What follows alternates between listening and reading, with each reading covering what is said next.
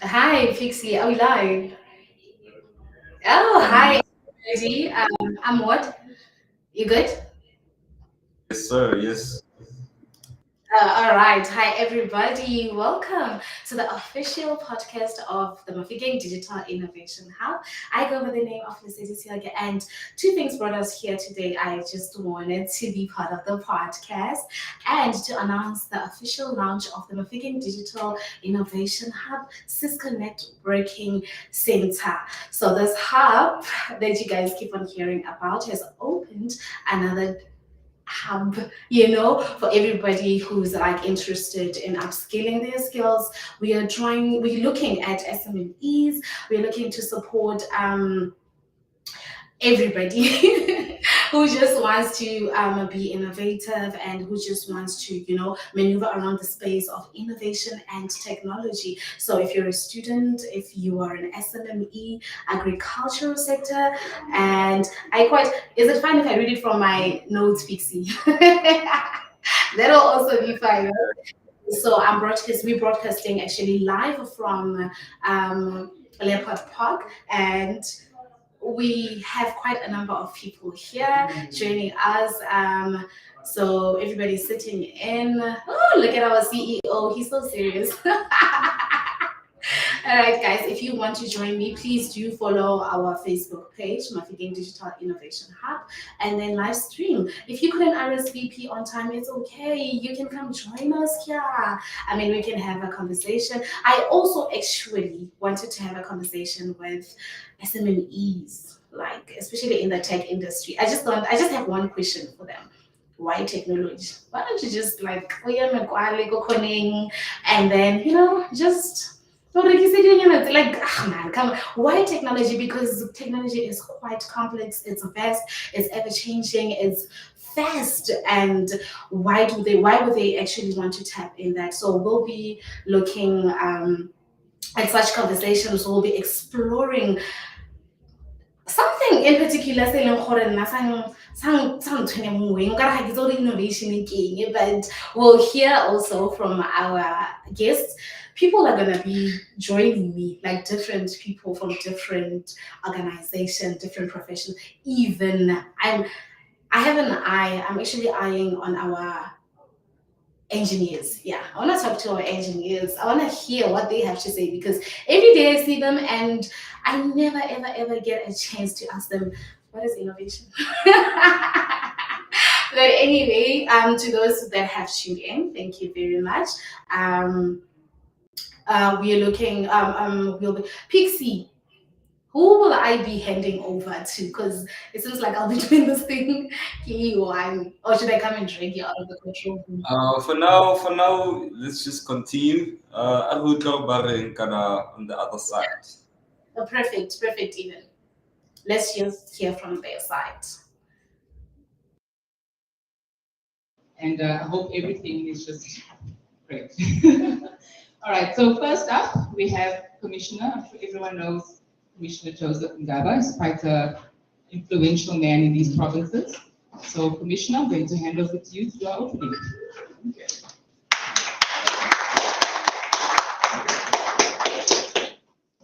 Good morning. Can we give him a round of applause again?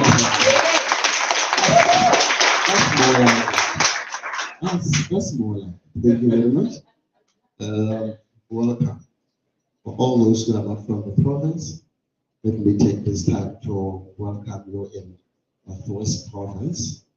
Northwest Province, it has different cities. This is Mafike. It's not Rustenburg. Because everybody, when they say Northwest, they think Rustenburg. And Rustenburg, they think Sun City.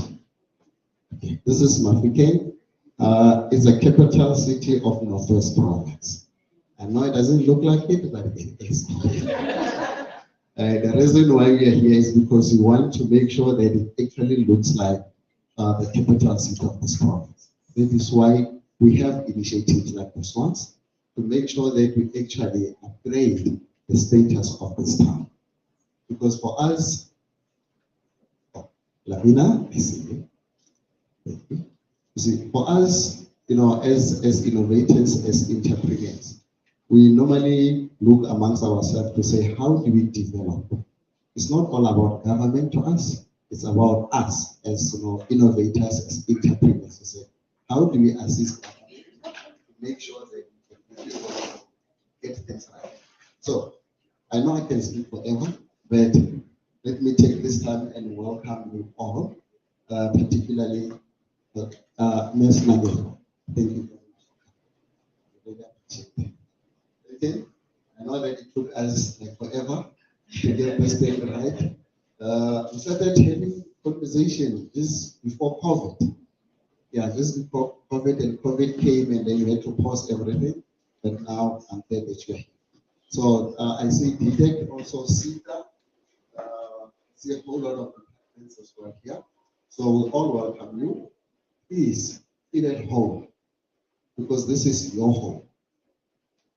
And I'm glad that I see a whole lot of SMEs there at the back. I'm not sure why they're sitting in the back, because this is actually their space. Or you are waiting for them to leave, so as you can take over. And I see Professor Rakudu Foundation is also here. And the man, Conrad. This is Conrad. He doesn't talk much, he just smiles. And then he works. That's what he does. So let me take this time to say thank you very much, and then you are most welcome. Let's enjoy this place. Let's make sure that before you leave, you know someone that you don't know. Okay. Let's network. Let's share ideas, and mostly, let's make sure that you don't go back with the money. The money stays here because we need that money here. So, Ravina, I'm looking at you. Let's make sure that that money stays here. So, ladies and gentlemen, thank you very much.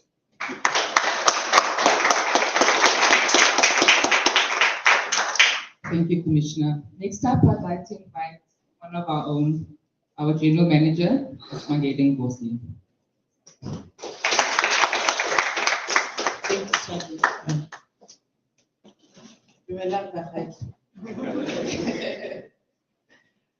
Today is a momentous occasion as we gather to celebrate a partnership that holds immense promise to South Africans. We are proud to announce a collaboration between Cisco and Mafike Digital Innovation Hub to launch what we call Mafi Hub, which is the Cisco's 6th Edge Center in South Africa.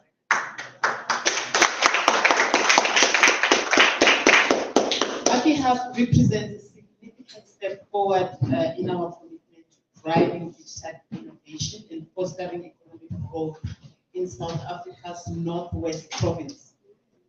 The center is more than just a physical space. It's a testament of our dedication to supporting small, medium, and micro enterprises in this region. We firmly believe that these businesses are the lifeblood of our communities and hold key to unlocking the regional full potential. Our aim is actually very clear. We would like to contribute to job creation, skills development, and economic empowerment within the region.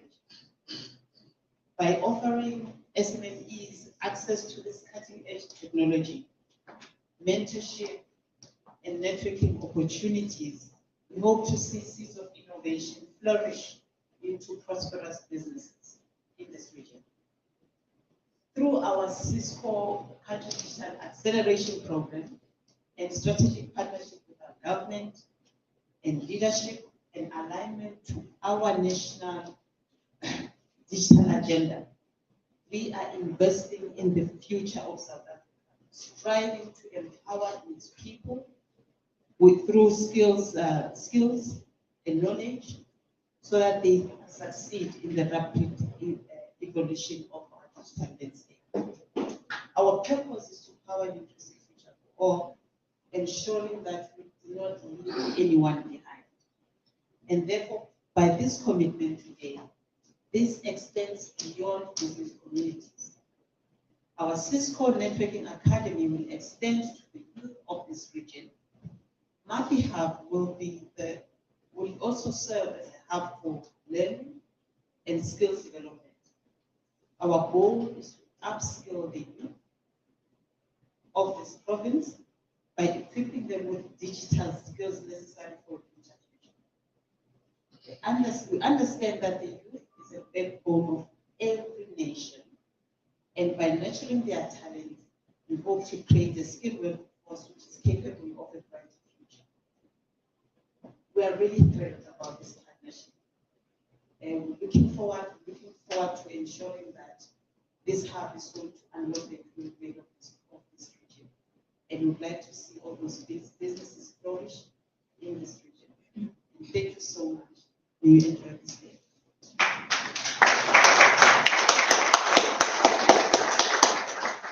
Thank you very much, Smagede. Okay, so we're supposed to have the mayor, but he's running a bit late. So we're quickly just going to take a 5-minute break. We're going to do the ribbon cutting of all the stakeholders, and then we'll proceed with the panel discussion. So just give us 5 minutes. It's just the front people, Clayton, and I don't know if those else want to be in the picture, and then we'll be back and resume with the panel. Thank you.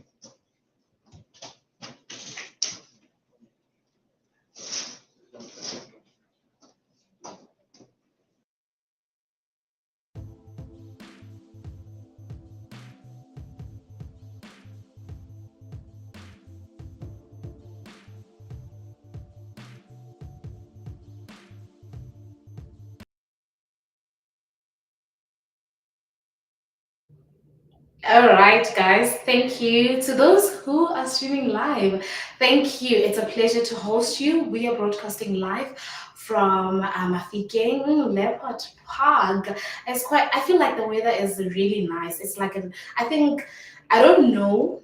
I actually want to bring our CEO on this chair, and to get hold of that man, he's my boss, but it's kind of difficult to get hold of him. I want him to sit here with me and tell me, did he predict the weather? This weather is like it's the perfect one for networking sessions. But to everyone who's joining us live, I just want to introduce you to the Mafikeng Digital Innovation Hub incubation. So right now, okay, so Mafikeng Digital Innovation Hub, guys, it's been incubating SMMEs, and right now we're looking at SMMEs who are willing or who want to expand their knowledge with, like, when it comes to technical terms. Actually, Pixie, can you give me like a technician who's just gonna sit here with me, because I do not know these terms. There's just one term that I want to ask our technician, just one term, and then we can lay the foundation of like we can all engage on that term. Because if you ask me that word, what it means, I will not be able to answer you. Yes, I will be able to use my skills to implement the the word and everything. Guys, my name is Lisidi Seoke, and I am a business development officer. So yes, my job, guys, is to literally plug you with the innovation. So I'm just gonna wait for Pixie to like just hand me a technician. Like, ke ba batla one by one. Ke batla go bona. So ke ba batla one by one. So while I'm waiting for a technician, I'm just gonna introduce you guys to our incubation. our incubation program for SMMEs. So this newly established center, it's a collaboration between Mafikeng Digital Innovation Hub and Cisco Networking Academy. So what we actually want to do, basically, I'm going to use the basic terms because I get finally our technicians, I get those, terms, quite advanced terms. So what we do is that for SMMEs, we plug them with like the innovation, with the skills, and we equip them with like quality knowledge and access to like a whole lot of stuff to just, and penetrate what we call the digital marketing. In my mind, I'm thinking digital marketing is just using my phone to upload posters. It's actually deeper than that. That's why I cannot wait. Like, when you have an expert on the field, like our technicians, I'm so gonna bombard them with difficult questions. And I just want to hear what I've got 2 people in mind. 2 people, and by kids, give a batla balemo pics. Are you good? You can come join us. Yeah, it's fine. You can come and join us. Before we work on Pile, also do like hi guys. Sit down. Do you have to pena? But we're going to Mafikeng Digital Innovation Hub and what we do here. All right, guys. To everyone who's joining live, thank you so much, guys. Please do copy the link, share it with your friends, tell your friends to tell their friends, so that their parents can also know about such establishments in Mafikeng. Like I said, we are broadcasting live from Mafikeng, Leopard Park. We are in Mafikeng, and we are hosting Cisco, the collaboration between Cisco, Mafikeng Digital Innovation Hub. Excellent. I can't wait. I'm so excited. And the place, guys, it looks amazing. It's like, wow, the dedication of Mr. Joseph Ndaba. Oh, coming up with such a great idea to just literally just bring Cisco to Mafikeng. And wow. Okay, that's really nice. I like the place. Okay. Like this thing, go back to my the interview. Hi, are you gonna come join me? That outside. All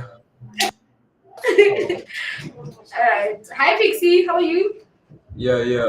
Let's go back to the other side. It seems like. All right. I just actually wanted to mention that the real magic happening behind the podcast, ladies and gentlemen, is because he's actually the one who does this. Now I just have to show up and host you. So thank you very much, Pixie, for the podcast. So it's fine. Let's just go to the other side. With the union on tech policies across the continent, which is quite interesting. I also play in the investment space, which is huge. And over and above that, I'm also a founder. So I understand the pains quite real. But I guess you can forget all of that and just call me the AI mom as I'm on radio. Okay, good morning. My name is Christopher Mahole. I work for a government agency called the National Youth Development Agency. So I'm responsible for the office in Africa.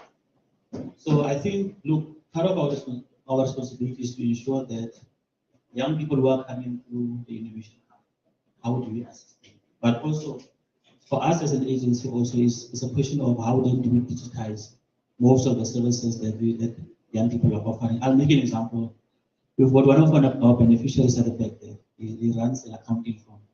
The question then becomes, how do we assist a young person who's running a Uber to say how will they digitize their accounting systems as an example? So I'm excited to be here. Thank you. Do I need to introduce myself? Okay. As you all know, I'm still Joseph. That I was like 15 minutes ago. Thank you. Thanks, Joseph. My name is Peyton Naidu. I'm part of Team Cisco. So I run a program across the continent called Country Digital Acceleration, which is basically investing in programs like this across the continent, focusing on economic development and digital skills. So it's a pleasure to meet everybody. Thank you so much. I'm sure you're excited as I am because we've got such a wealth of knowledge on our panel today. So not to delay anyone anymore, I think we're just going to get straight into it. So I'm always keen to understand, what is the meaning around the partnership with Cisco and the NDI Hub? How did it start? I know that the Commissioner alluded to it earlier on, pre-COVID, but we want to know, where did the courtship start, and what was the driving factor to say, this is why we're making this choice? I'm going to ask that to you, Clayton. Thanks, Martine. So it started with a great level of persistence from Joseph a while ago, pre-COVID. And, having followed Joseph for a while, and many of you know, he's pretty humble. He also sits on the President's Commission for Industrial Revolution, and he advises one of the work streams there, right? So he's done pretty well. But if you just follow this notion of Joseph, it's this notion where technology plays a role of equalizing potential. If you look at what's inside this academy here and what we even have in the networking space, it's exactly the same content that you'll get anywhere else in the world, whether the US, etc., etc. But I would say that Joseph has been in the forefront of pushing to bring the economic opportunity to. I think that's the difference.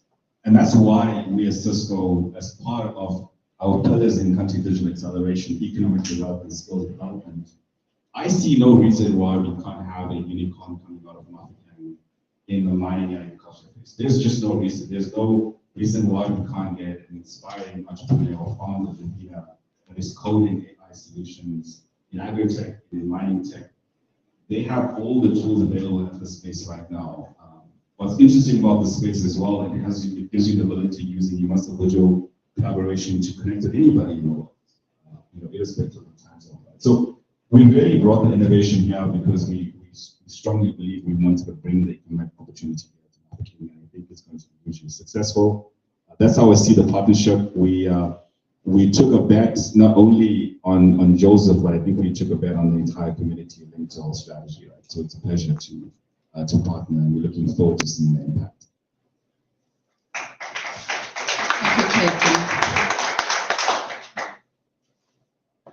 Commissioner, I think you're the best person to answer this question first, because and amazing that you sit on the President's Commission as well. That's extremely inspiring to us. But in terms of the digital economy, I think there's all these buzzwords that goes around. It's the digital economy. What specific technical and soft skills and future-orientated skills do you as a panelist believe is absolutely critical and essential in terms of growing the space of 4IR and technology in the South African landscape? Thank you very much.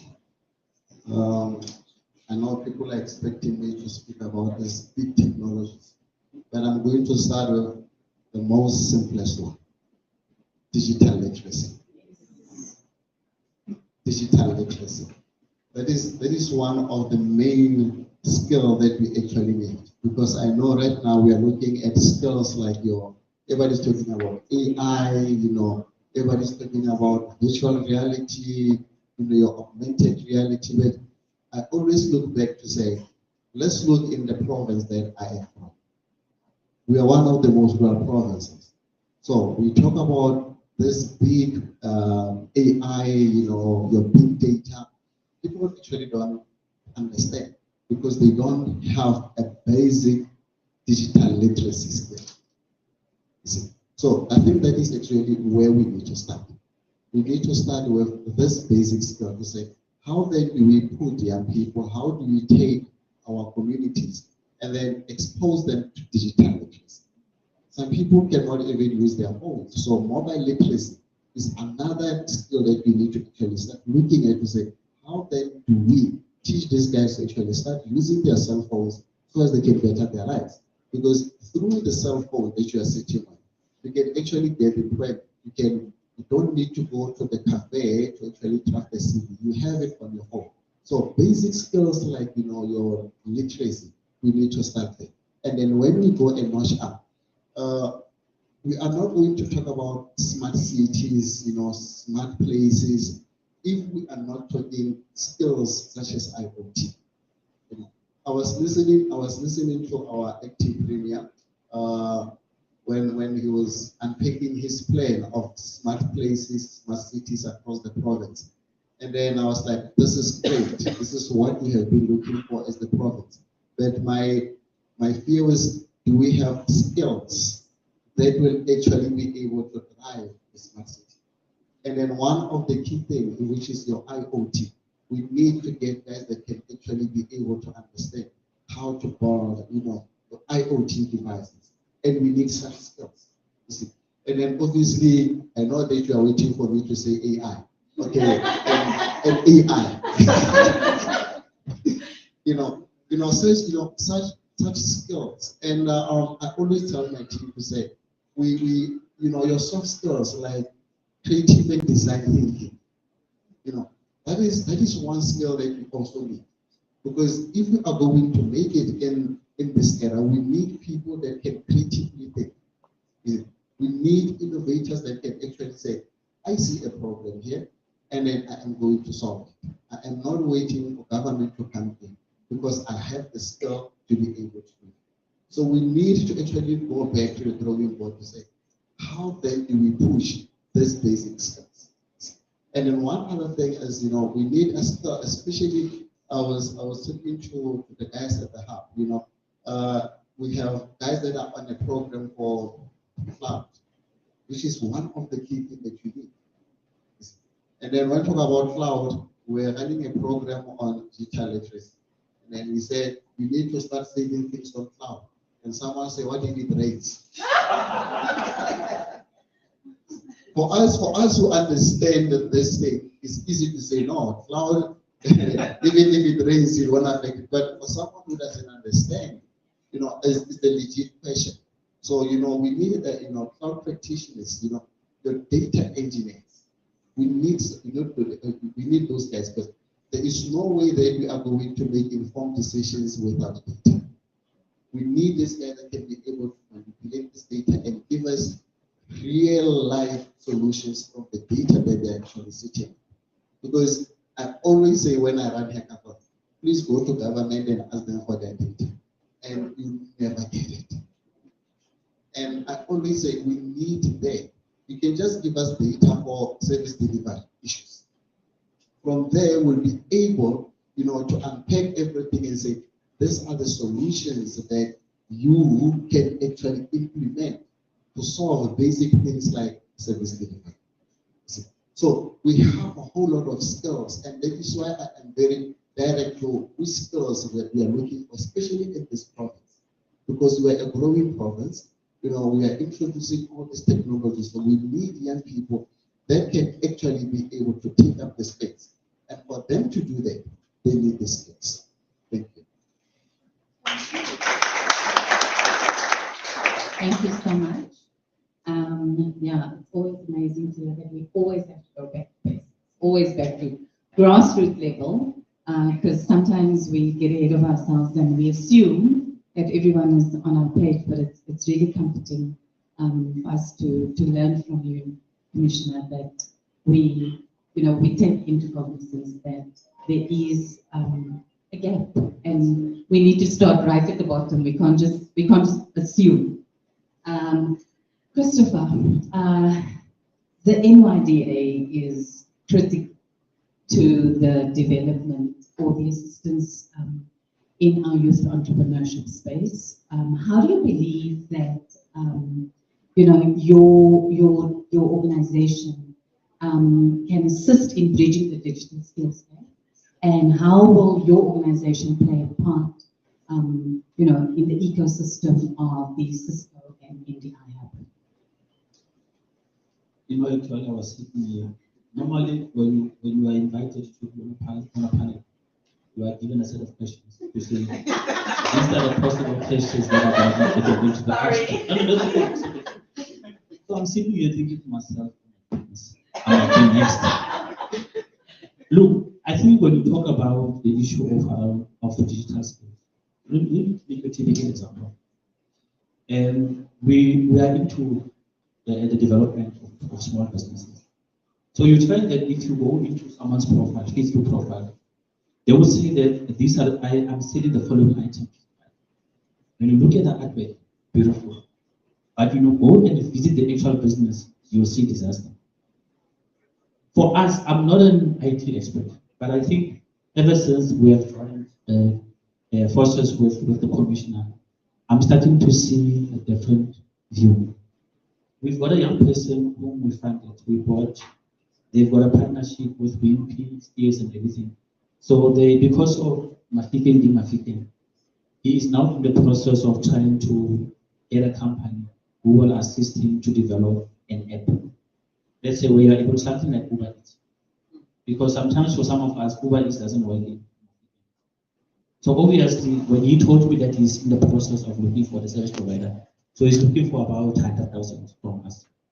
I thought of commissioner to say, the first thing that we need to do, commissioner, is to make sure that we invite him. We need to schedule a meeting so that both parties can meet. But I think in our space, sometimes there are people who are not honest. If you are not well vested or have more knowledge around a particular sector, part of our responsibility is to do research, to say, how then do we assist such businesses? We cannot just say, maybe you decline a company because of you are not knowledgeable about that sector. So I think from our side, we will gather more information around the different sectors, especially around the issue of OIR. And also, if you also look in how we do business right now as NYT, most of the things we are doing, we are forced now to move into the digital space. Let me make an example. We've got a system called ERP, whereby if a young person is looking for funding, whether it's funding, whether it's job opportunities, like the commissioner said, they can log in onto our intranet and create their own profile. If and whenever there are any opportunities, they can then log in and check which opportunities of employment are there, and they are doing this at the comfort of their own home. So I think it's safe to say we are gradually moving into that space. Thank you so much. Thank you. That's amazing and comforting as well, because Rome wasn't built in a day, and it was built with broken bricks also. So we aren't to expect all of these challenges. So I think one of the biggest things in the world of entrepreneurship is investment capital, startup funds, etc. And as a venture capitalist, Lavina, what are some of the key challenges that fintech startups are currently facing in South Africa? And how do you believe the hub will be able to assist them and just hold their hands, while they navigate these challenges? That's quite an in-depth question. So I'll try to summarize as best as I possibly can. So from an entrepreneurship perspective, and I've been on that front end, you're inundated with information, right? With a list of accelerators, a list of venture capitalists, a list of angel investors, and you and then I guess to some degree grants. And through all of that, you've got to figure out, is this the right one for me, right? And that in itself is quite a task and a half. And if you're fortunate enough to be able to get through that hurdle, then there's a few more that we kind of, have. And those include things like people want to invest in the continent. People state that they've invested in the continent. But the actual amount that ends up getting funded to these actual startups is completely different to the amount that was initially promised. Like, these are like real problems on the ground. Another issue is you have startups that take money and they never to be heard of. So like equally on both sides of the coin, you sit with pros and cons. So, for me, it's all about having a vehicle like a hub that can help to direct. Not only help to direct, but they're accessible. That means I easily trust them. I can see them, right? I can actually talk to someone that understands this environment really well. So, for me, that is absolutely priceless, because I wish when I started out as an entrepreneur, founder, a good 10 years ago, someone was hand-holding me through that process, right? But not everything's doom and gloom. We've obviously seen a lot of money coming into the continent, and a lot of it going towards fintech. A lot of the unicorns that exist today are all mostly fintechs. There's a lot to be done in that space, and you probably wonder why. It's because our financial sort of environment that we've created for ourselves is very complex. So you have banks, you have insurance companies, you have telcos, you have payment systems, you have card companies, you have, it's insane, and you can only understand the complexity that actually sits around it. So how do we actually make it achievable for anyone and everyone to be part of that fintech environment? So for me, it's about how do we ingrain it into our everyday lives. And you've given some great examples, in terms of how we do that. But I think we still have a little way to go. Thank you so much. I can hear the passion and the power and the pain. Yeah, because that's the 3P model. Commissioner, I want to know from you, in terms of the partnership support that the SMMEs will be receiving in the entry into the digital marketplace. How will this hub support them, and more importantly, ready them to compete on a global scale? I don't think you like my answer, please. Because I'm going to start with you. When we create spaces like this, it's because we have seen a problem that a lot of SMEs, they don't have a home. They don't know where to go. They work, they go to internet cafes, they spend a lot of money in cafes, and then, it becomes just a mess. So we create spaces like this because we want, one, to avail this physical infrastructure. To say there is a desk that you can actually use, so as you can work. There is internet for you to actually access anything that you want to use. Because we have a lot of SMEs that they don't have access. So we are giving them the platform. And then one of the key things is the incubation program. Because what we have realized is you find, I was happy, from DDET funding SMEs. But because they don't have financial management, they blow that money. So centers like this, they're here to say, let's incubate you. Let's put you on our incubation program for the space of at least a year or so as you can actually learn how to run this business. Because we want you, when you leave this place, to be a holistic builder entrepreneur, that you can actually be able to run the business. And then one of the key things that we also want to do in here, I am glad that he is here, sitting next to me. And he just committed that next week we are meeting. You heard that, right? Yeah. Everybody heard that, right? Because we need to give them access to market. And then for us to give them access to market, we need most of the departments that are sitting here. I see Sita here, to link them with them, to say, these are the people that you need to start looking at, to say, how can you assist us? If there is a job that is coming out from Sita, they need to say, do you have guys at the hub that you can actually give this contract to? You see that? Because that is what you're actually looking at. When they look for funding, it is very difficult for them to go out there and look for funding. Because when they go there, Chris doesn't know them. Chris shut the door. I'm not saying anything. But it's easy when you have an incubation center that can actually become a bridge between the funding agency and the SME. Because for me, it's easy to call Chris and say, Brother Chris, I have this person, I'm sending them to you. Please listen to them.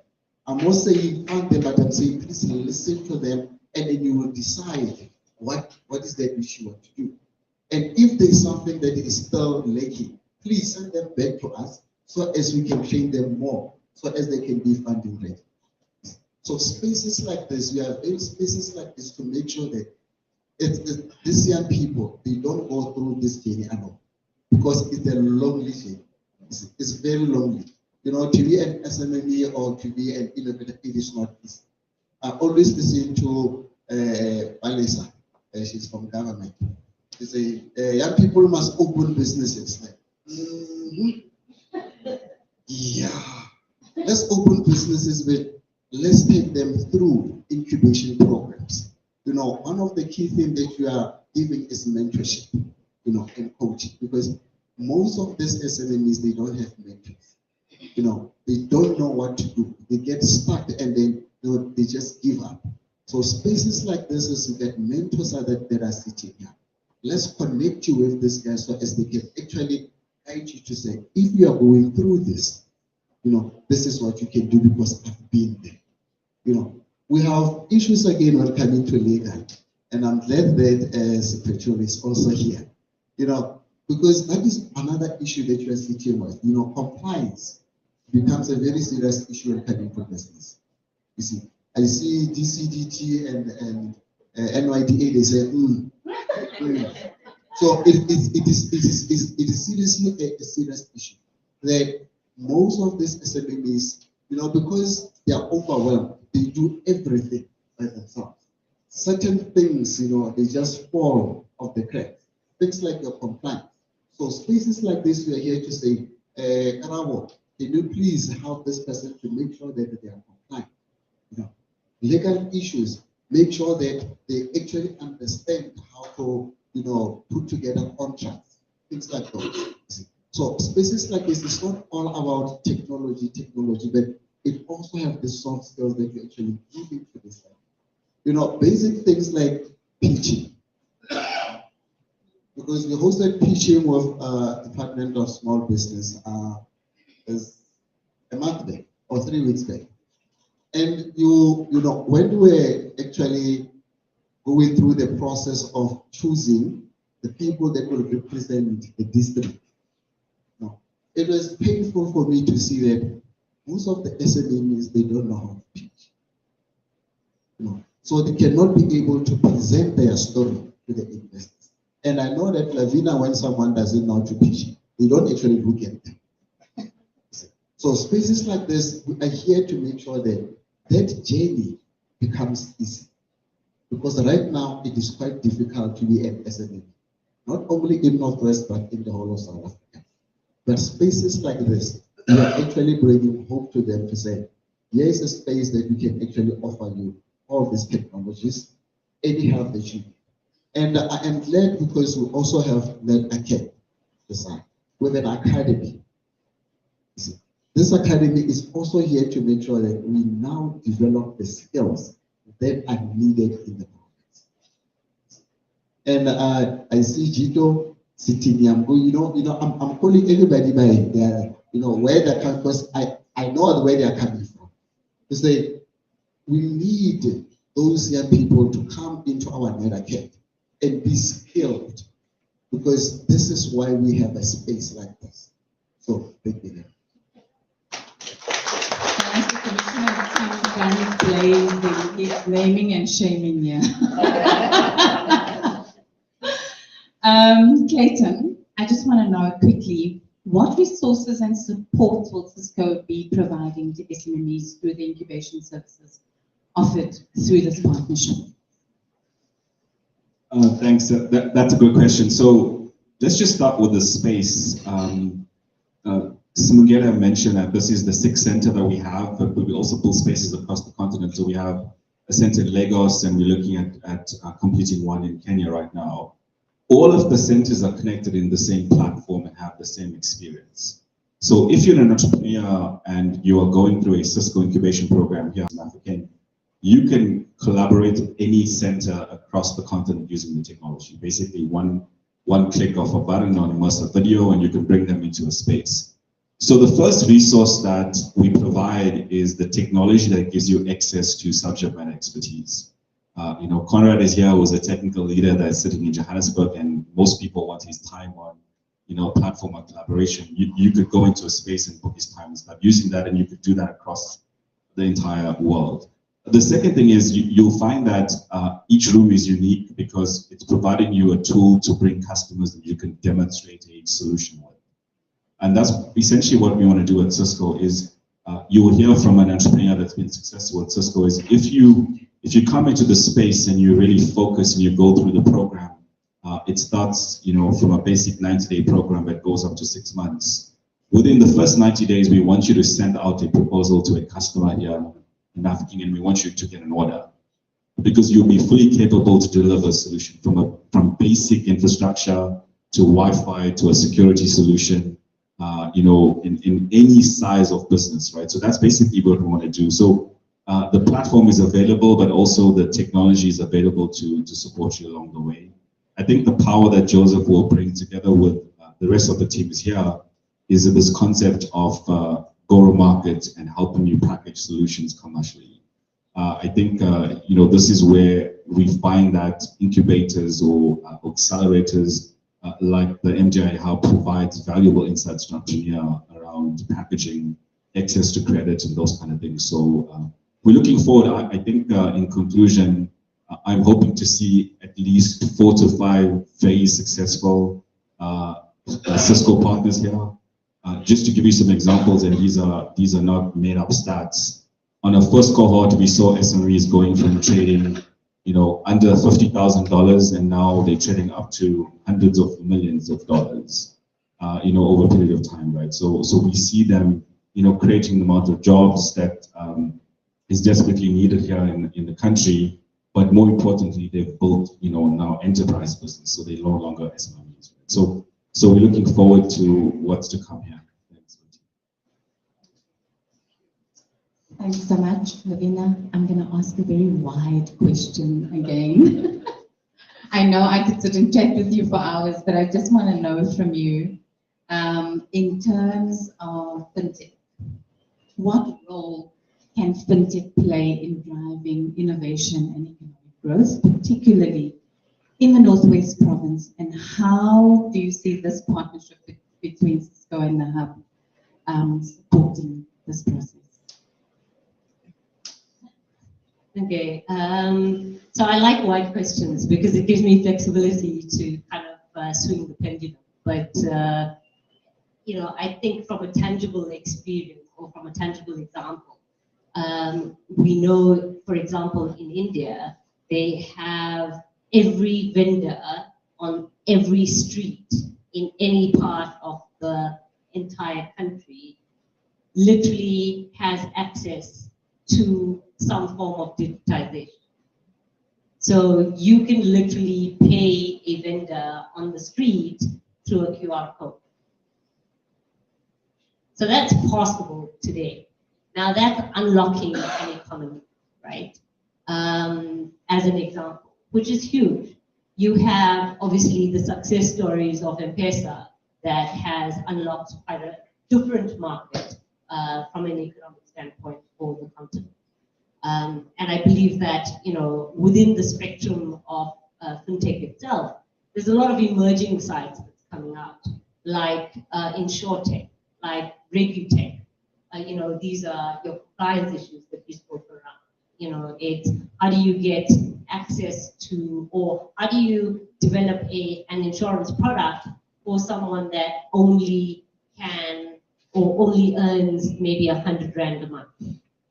How do you start including those people into the wider spectrum of, how do they spend? Where do they spend? So I think that the possibilities are there, and it's quite real. On the other side of it, you can also include, for example, how does every single person that is part of market be part of an investment that they make towards a company or towards a startup that they possibly believe in? Because that's also unlocking a part of an economy, right? So there's many ways that you could possibly address this. And again, itself is just inspiring because we're not limited.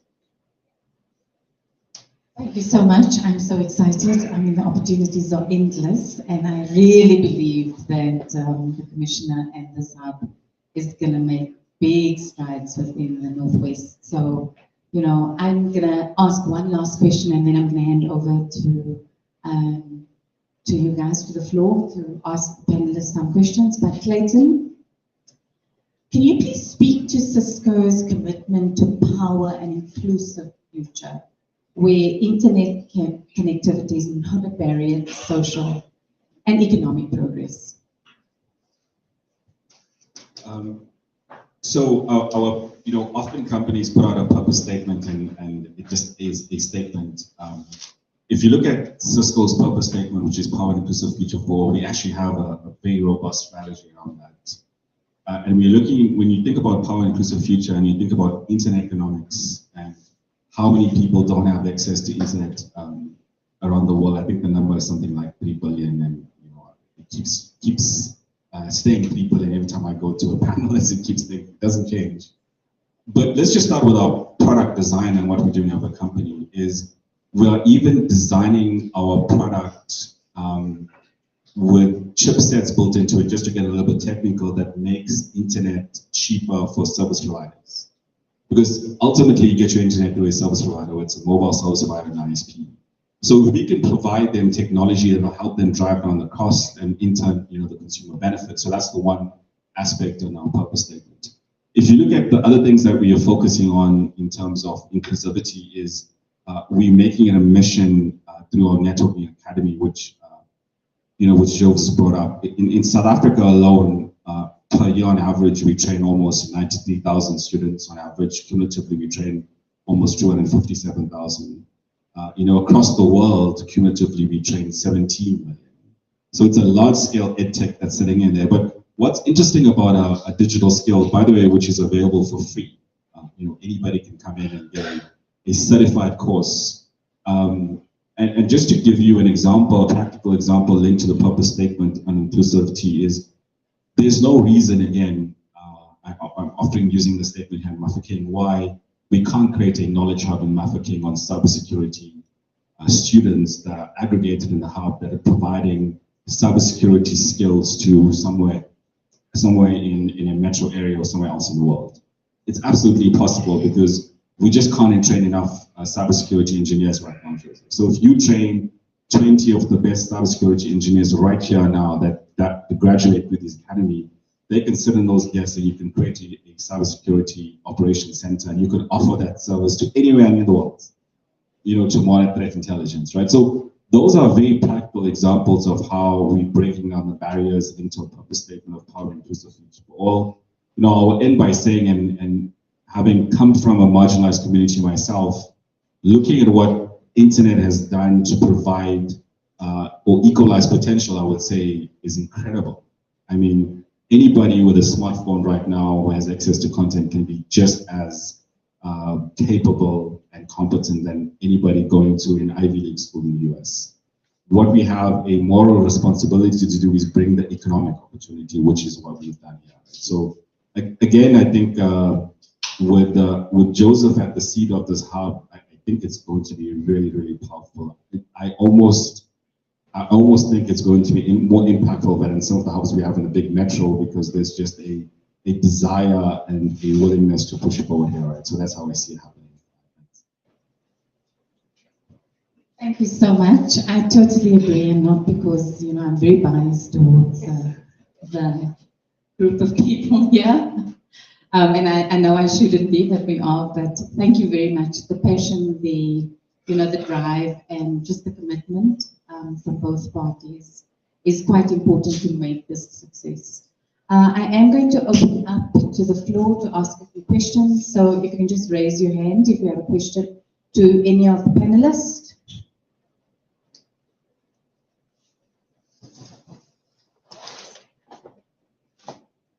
Hi, I'm Bitumelo Bantijan from Office of the Premier Jito. Mine is just a quick one. I just want to find out the partnership between for an African Innovation Hub. How is that going to help or assist a youth from your rural area who doesn't know anything about digitalization? How is that going to help him? If I can just get an answer on that one, because I come from the rural areas, I know that the people that I'm coming from, some of them are not even aware of this digitalization, what digitalization is all about. Maybe to start off, we need also to make it aware what digitalization is for those people in the so rural areas that we don't even have network. Thank you. Commissioner, want to take that one?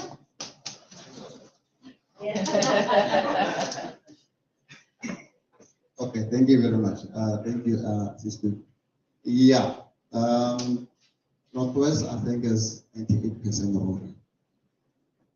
And when you look at the districts, we have 4 districts in the province. And then I'm sitting here in Mafike, someone sitting at Tosca, who doesn't know anything of what we are talking about. And I'm glad that we actually have those centers, because if something that you need to know about my team is, they will let you know to say, you know what, we need to go to those rural areas. Because through our grassroots program, that is the people that we are actually going to. Because what we have realized throughout the years is, you know, when you live where you are here, which is here in Mafike, and go to places like, you know, your Lekoko and the likes, and then you actually go and have a training program there. You know, just because there are no spaces for us to train in, we just say, can you give us a church, or can you give us a tree, and then we can connect them and we train them. We have been doing it, and we are still going to continue doing it. Because for us, it's about access. For us, it's about inclusivity. And for us, it's about, let's make sure each and every child or each and every SMME, it is not left behind. You know, I'm glad that I see the Lisa here. You know, you asked a very nice question, Sister, because I see the Lisa sitting here. I'm actually now, you know, extending to say, Lisa, that's a very nice question that we need to address. Because, you know, when you take guys like Lisa, you know, they have programs like those that, you know, you can go down to rural areas. So it's an opportunity for us to also to say, how then do we partner with guys like Lisa, you know, to make sure that those deep rural areas, we actually go there and actually establish, you know, centers like this, and make sure that they actually don't come to Mafike, you know, just to access the internet. They have a space where they are, you know, to access this. I'll give you another example as to we have a center in Sekhuela, in Brett.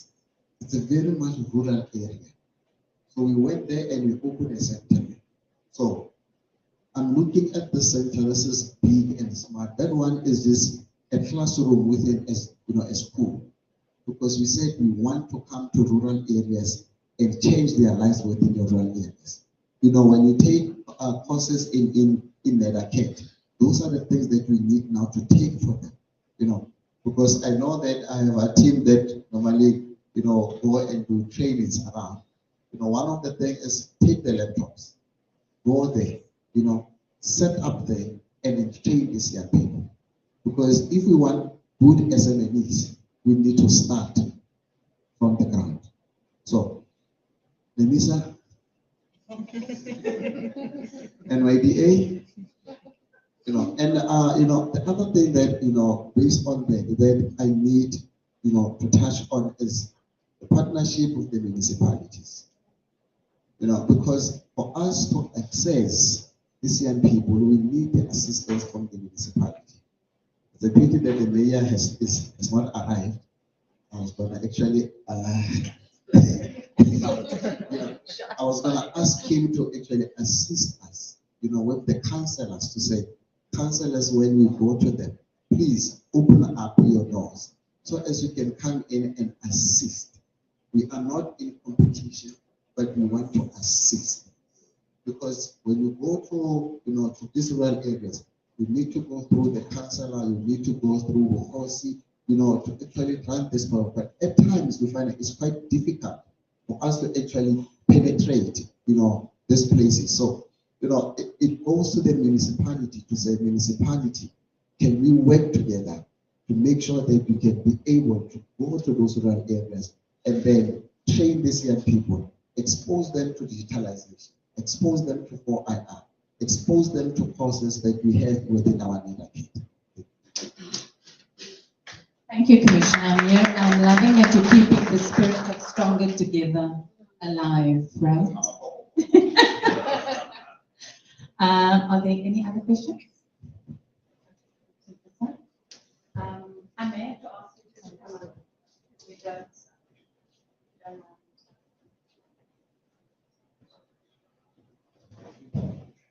Thank you. My name is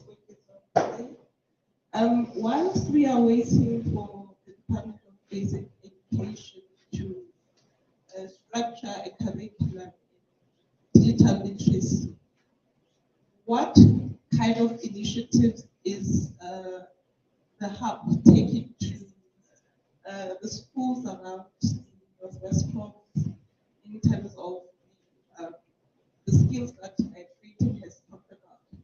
I'm speaking based on the fact that currently we've got matriculants who are busy with the examinations, and we'll find those who are not in a position to be absorbed within the spaces of higher education.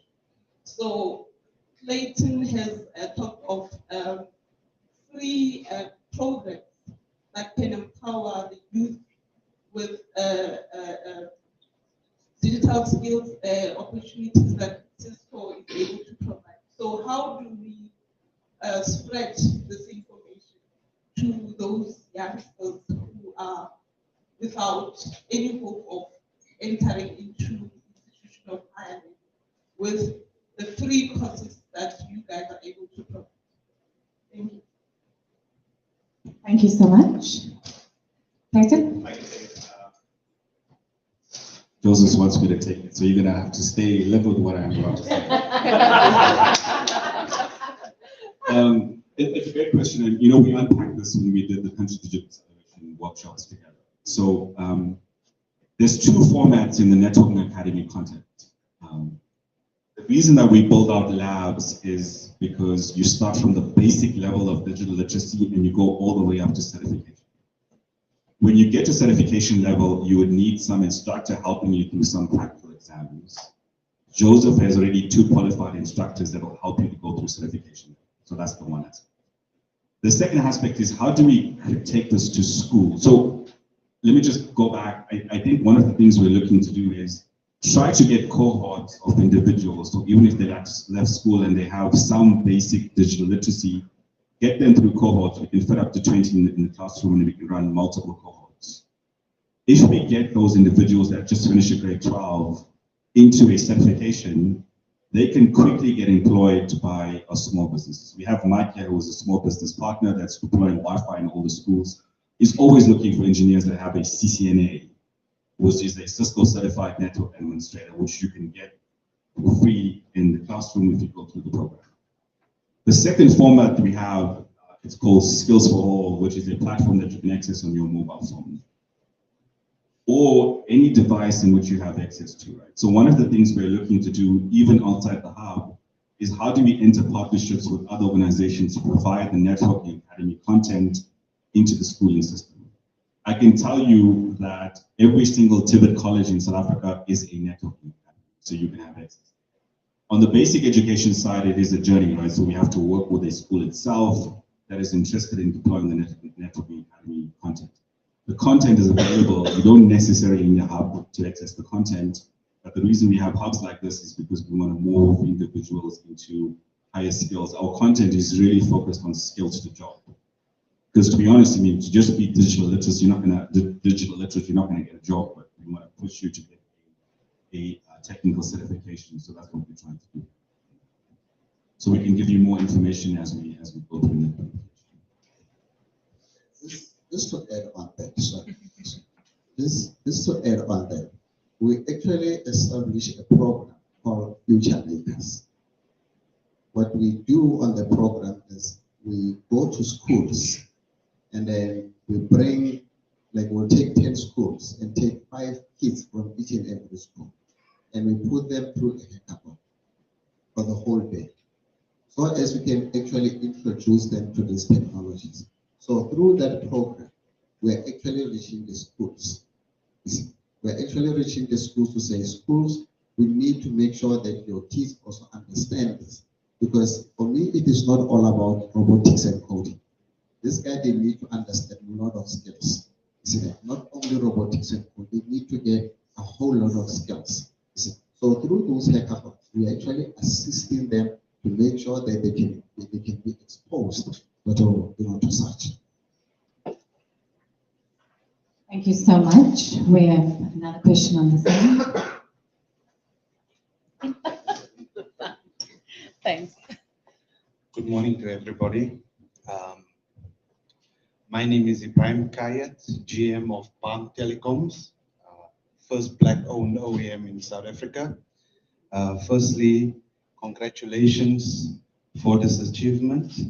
I commend you on your work, and digitalization of our environments for the youth is very, very important. So well done.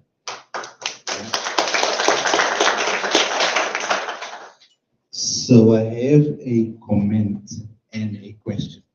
The comment is to support the lady's questions. And I think it is of utmost importance to apply change management. We have youth that like digital, but we have youth that need to make a career and a life out of digital skills. It's two different things. Change management for school environments, municipality environments, which was mentioned, rural environments, township environments, very important. The ability to share with the youth the opportunities that lie ahead for them to get involved with environments like this and creating the access and ability to reach these environments is important. Then we can have some kind of productivity.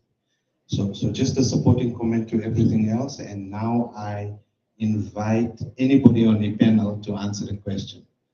On the basis of the incubation, once our youth get into the assistance which you talk about, getting them accreditation, skills, etc., what do you do to mitigate the opportunity available to them within the environment and the market, giving them the ability to get a job or to create a business, which I believe is a very important end factor for the entire process that we start with the incubation centers.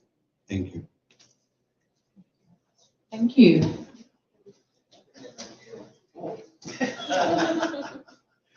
No, look, obviously, I think we've partnered, just to answer this question, we've partnered a lot with a lot of government partners. I know we've got a working relationship with Office of the Premier. We also have a working relationship with the in any opportunity that arises, whether you are on a 6-month learnership or internship program, ultimately you need to have what we call an exit opportunity. Meaning, a young person who has gone through the incubation program, they need to know, in order for me to get an opportunity from Cisco, if I need to go and connect network points through the partnership of SEED as an example, you need to make sure that you have the correct tools. Because it's pointless for a young person to be given a purchase order if you don't have the required tools. So that is why I was saying earlier on that we are excited about this particular opportunity that the commission has received, and then we'll also make sure that any young person who comes through the hub or who comes through any form of partnership, either with government departments, municipalities, or private sector, we should be in a position to assist them based on other criteria. You want to add, Commissioner? I like the question. I think it has to be a circle of opportunity, if I'm honest with you. I think I want to separate what we're trying to achieve here, and then I'll push back to the audience as well. Is if we get a small business that is incubating with Cisco and they become a better Cisco partner, more certified, through the incubation program, because we are giving them the certification, we're giving them the opportunity to create solutions, and Conrad will explain to you what the EDGE program is all about.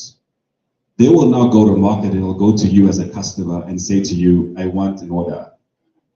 And I would like to understand what will be your excuse then by giving that small business the order.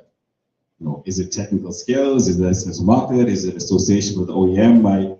I'm hoping there isn't any other excuses that come in.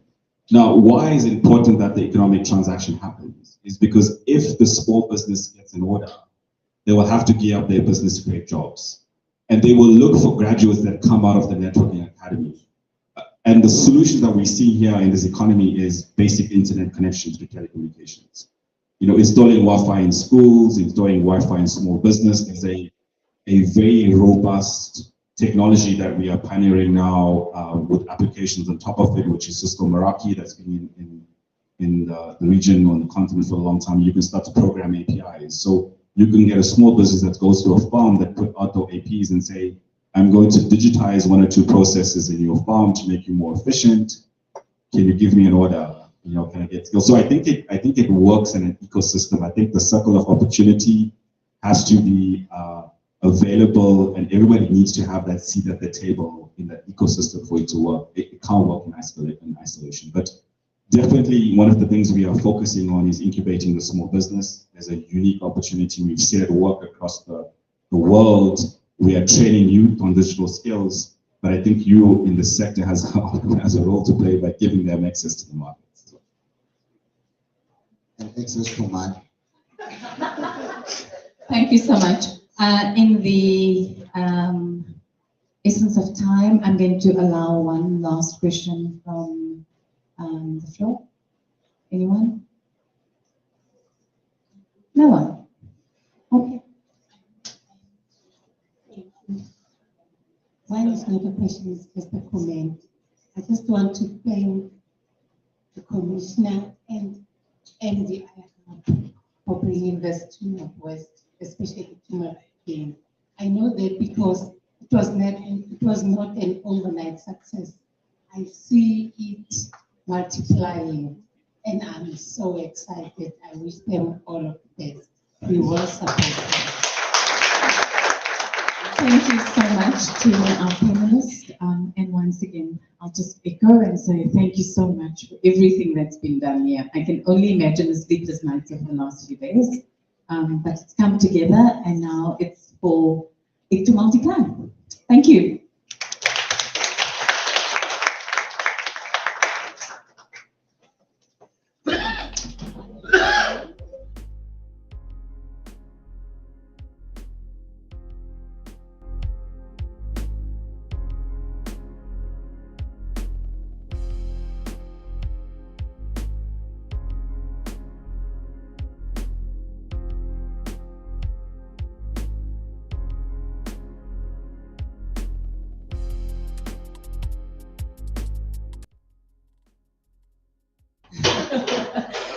I welcome our CDA lead, Conrad Steyn.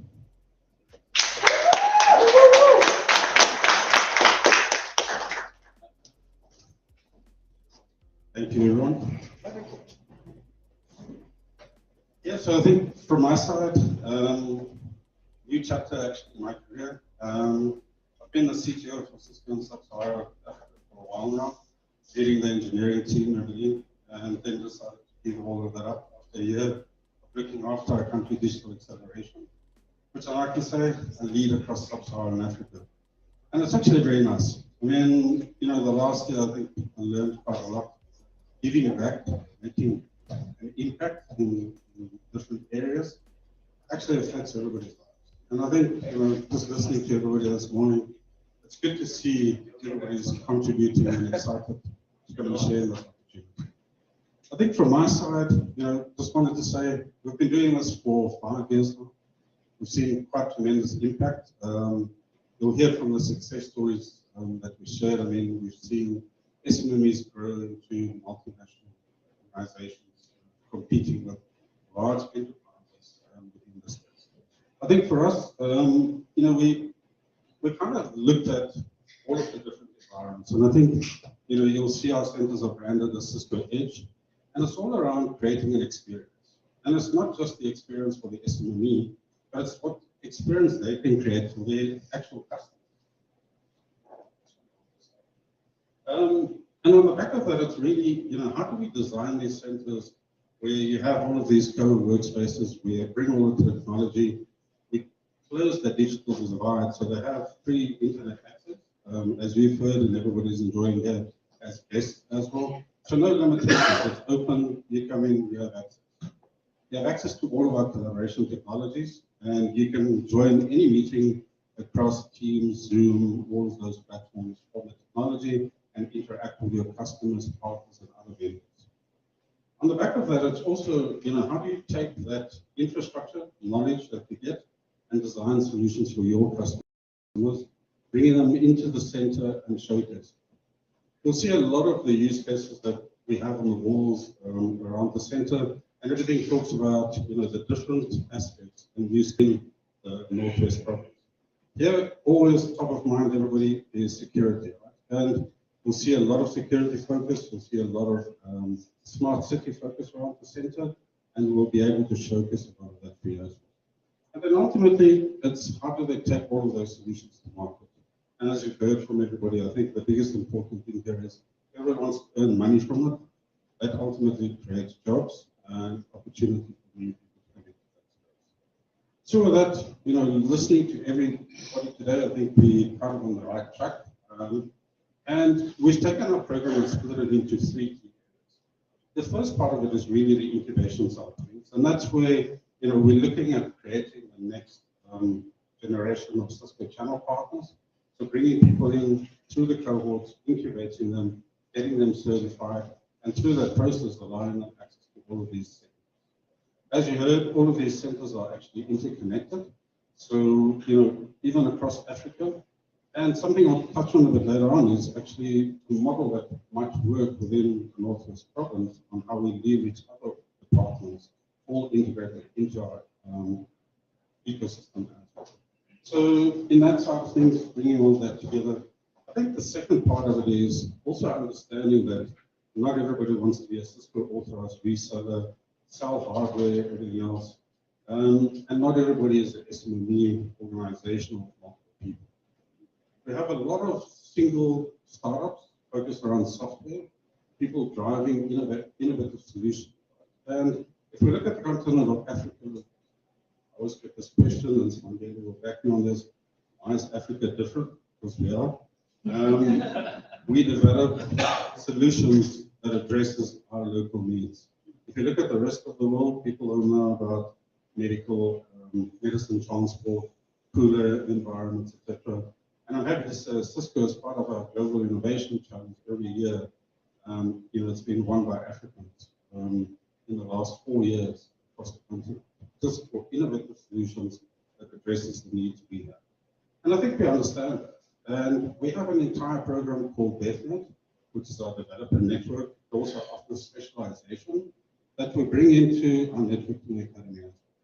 And that's just the differentiation. We cater for companies as well as individuals across this environment. The last part around that is really the educate part, and you'll hear a lot from Ndaleka later on how we take networking academy as part of the program, how we deliver it. But I think also to add on to that is, I'm not sure everybody in the room knows, but our highest level of certification is our Cisco Industry Experts, or CCIs. Now, during COVID, we saw a lot of immigration and everything else. We lost 50% of our resources in the country. We established a program now to rebuild all of those skills, and we had an interesting question yesterday. We launched our second cohort Wednesday this week, where we're fast-tracking individuals from the CCNA to CCIE expert in the duration of 12 months. Now, it's going to take a lot of hard work. We're expecting to do about 10 hours of studying a week, etc., some lab hours, weekends, but we've seen a tremendous uptake. And the investment from the youngsters are out there. I'm wanting to do that, and let's build that next level of skill. From a telecommunications and service provider point of view, I think there's a lot of opportunity there, and we've lost a lot of our skills. So focusing on all of that across. And you'll see some of the pictures here of all of the other centers that we have. Just a quick showcase of the incubation program. You know, so we typically advertise, we onboard the entire cohort. We look at where they want to specialize across all the different architectures. And when we talk about architectures, we talk about enterprise networking, we talk about data center certification, security. You know, there's something now around application visibility. Obviously, cloud is very big. We look at the entire portfolio, where they want to focus, plot out that journey, and at the end of the incubation period, they walk away with an active specialization with individuals within that organization specialized, and they can go and sell within. But part of that is really also not just focusing around the technology. I think it's important to work with other institutions to look at, you know, the entire entrepreneurship model, financial modeling. We look at the legal parts of it, as people have spoken about before. How do you protect your intellectual property when you do design solutions, etc.? How do you actually do all the patent rights? I think taking SMEs through that entire lifecycle and journey is very important. Just doing the technical enablement doesn't always deliver the results you want economically. And that's really just at a high level the entire journey. You know, you heard about all the centers we've opened and everything else. Something I wanted to mention, you know, the question was earlier, how do we take this to rural environments? How do we work with municipalities, local authorities, etc.? Something to mention is we have all of these centers. We have all of our TVET colleges now as networking academies. But something that worked very well is we struck a partnership with the National Libraries of South Africa. We took 9 different libraries, enabled them with the technology that you see in this center, and turned them into networking academies.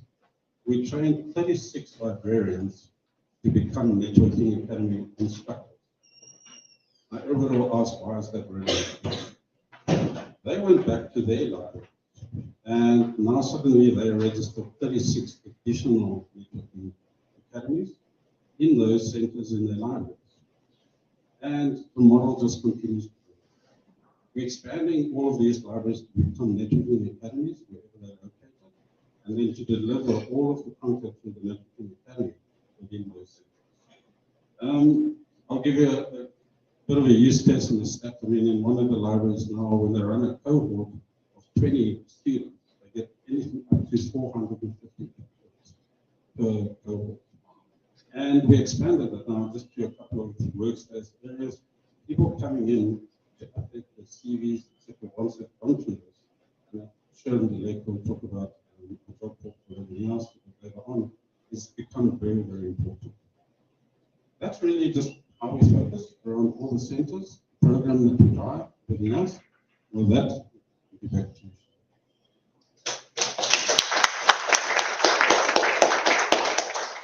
Thanks, Conrad. So we're going to be chatting to one of our very own Cisco Edge partners who came through one of our first cohorts in our center in the Innovation Hub in Pretoria. So I'd like to welcome Mike from Impeco.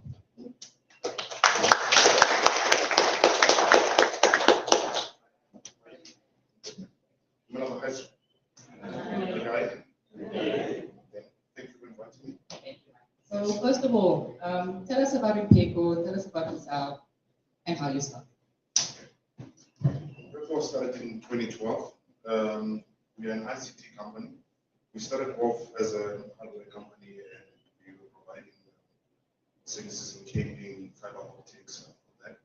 But since you know that technology is transforming every day, it's actually rapidly transforming on a day-to-day basis, we had to make sure that we turn the shift and look into networking and all of that. But I already had knowledge about Cisco, even if I didn't have much knowledge in terms of what is it that they do.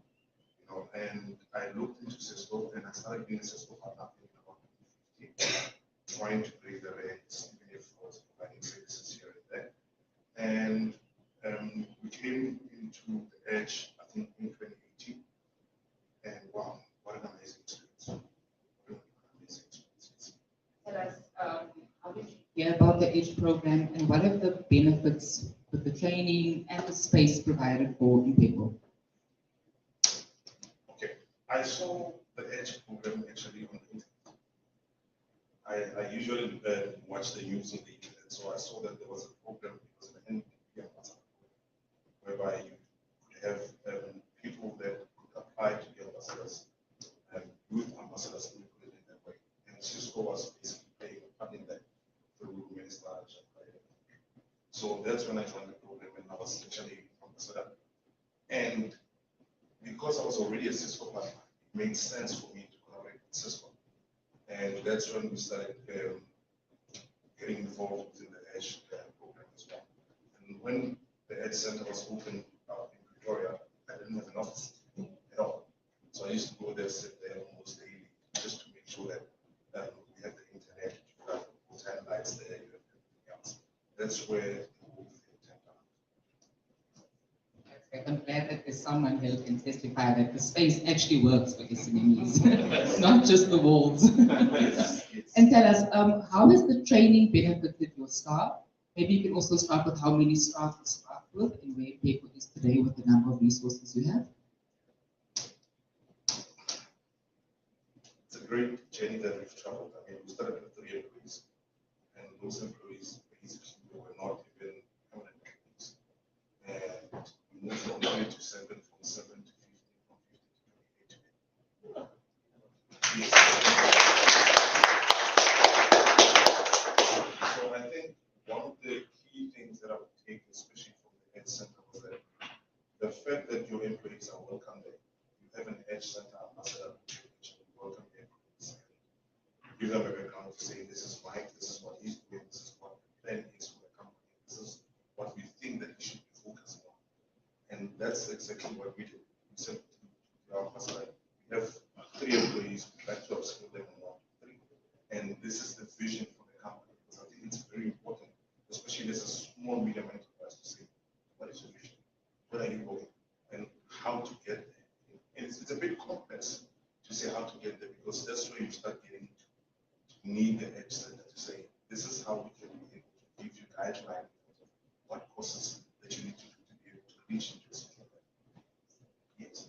And for those wondering, those courses are free to SMEs. So if you need a specialization as an SME, now that you're in this center, you reach out to Joseph, and we'll make sure that your team is specialized in those skills required.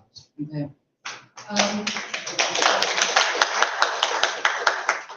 Just one more question, Mike. What advice would you give the SMEs sitting in the room today? How can they utilize Edge for the best of their ability? Okay. I think I'll start off by touching on some points where I've always heard people saying it's hard to run a business. And I think it's an understatement. It's a war. It's a war. You go in there, you want to make sure that you get orders in, and you're not getting orders. I mean, it took us probably about 4 years to 5 years to start running a proper business. And within the 5 years, remember, you have to eat. You know, you have to make sure that your family is okay, everything like that. So it takes so much mental strength to run a business. You sometimes don't even want to wake up. You have so much stress. There's people to pay. Sometimes you get payments late. You need to pay people and all that. I think that is the first thing. I'm an advocate of a shift of mindset. If you shift your mindset, especially if you're an entrepreneur, the world can open. Okay. And this is like the Edge Center. If you look at what they are giving us as entrepreneurs, that's the best kickstart. It's the best kickstart. I mean, I used to sit there for almost about a year or 2, and I've been in the program for almost 5 years. So when it started and all that, I'm still enjoying it. I was there last week as well. You know? So I keep on popping in this different kind of technology that we are seeing. Whatever that I started with 5 years ago, most probably has changed. Versions have changed. There's version 1, there's version 12, there's, you know. So you have to keep on upskilling yourself as well as an entrepreneur. But from an Edge Center perspective, I mean, I'm the proof from here.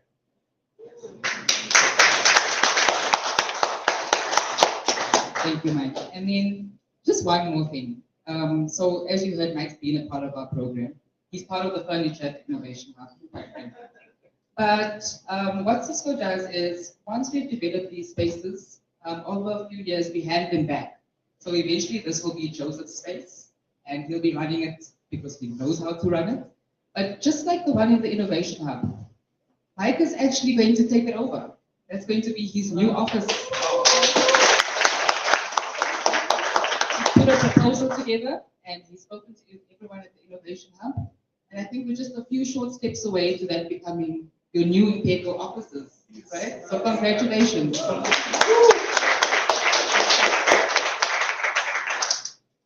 Thanks, Cisco. I think they came through when we needed.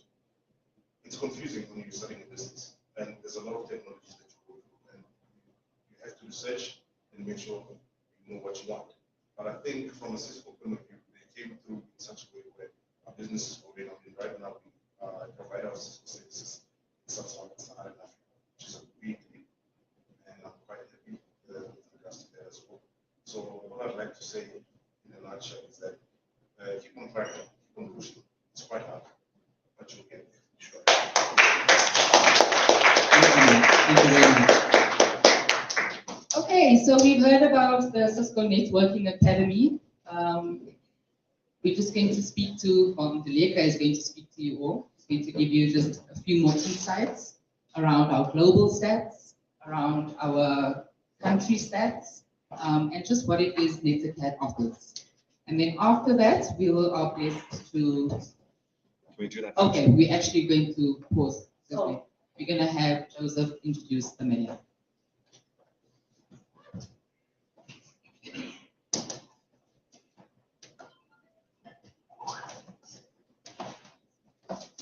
I'm back again. So this time around, giving me a round of applause. That's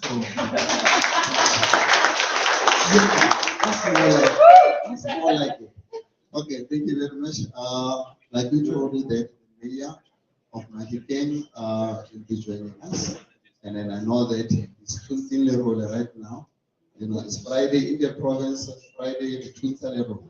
So it's not gonna stay long, but let me take this time to actually thank him for coming. I'm going to give him so as you know he can talk to his people and then welcome you in his town. Thus, as Mayor Tifiso Petho is the mayor for Mahikeng local municipality. Majoro, the stage is yours.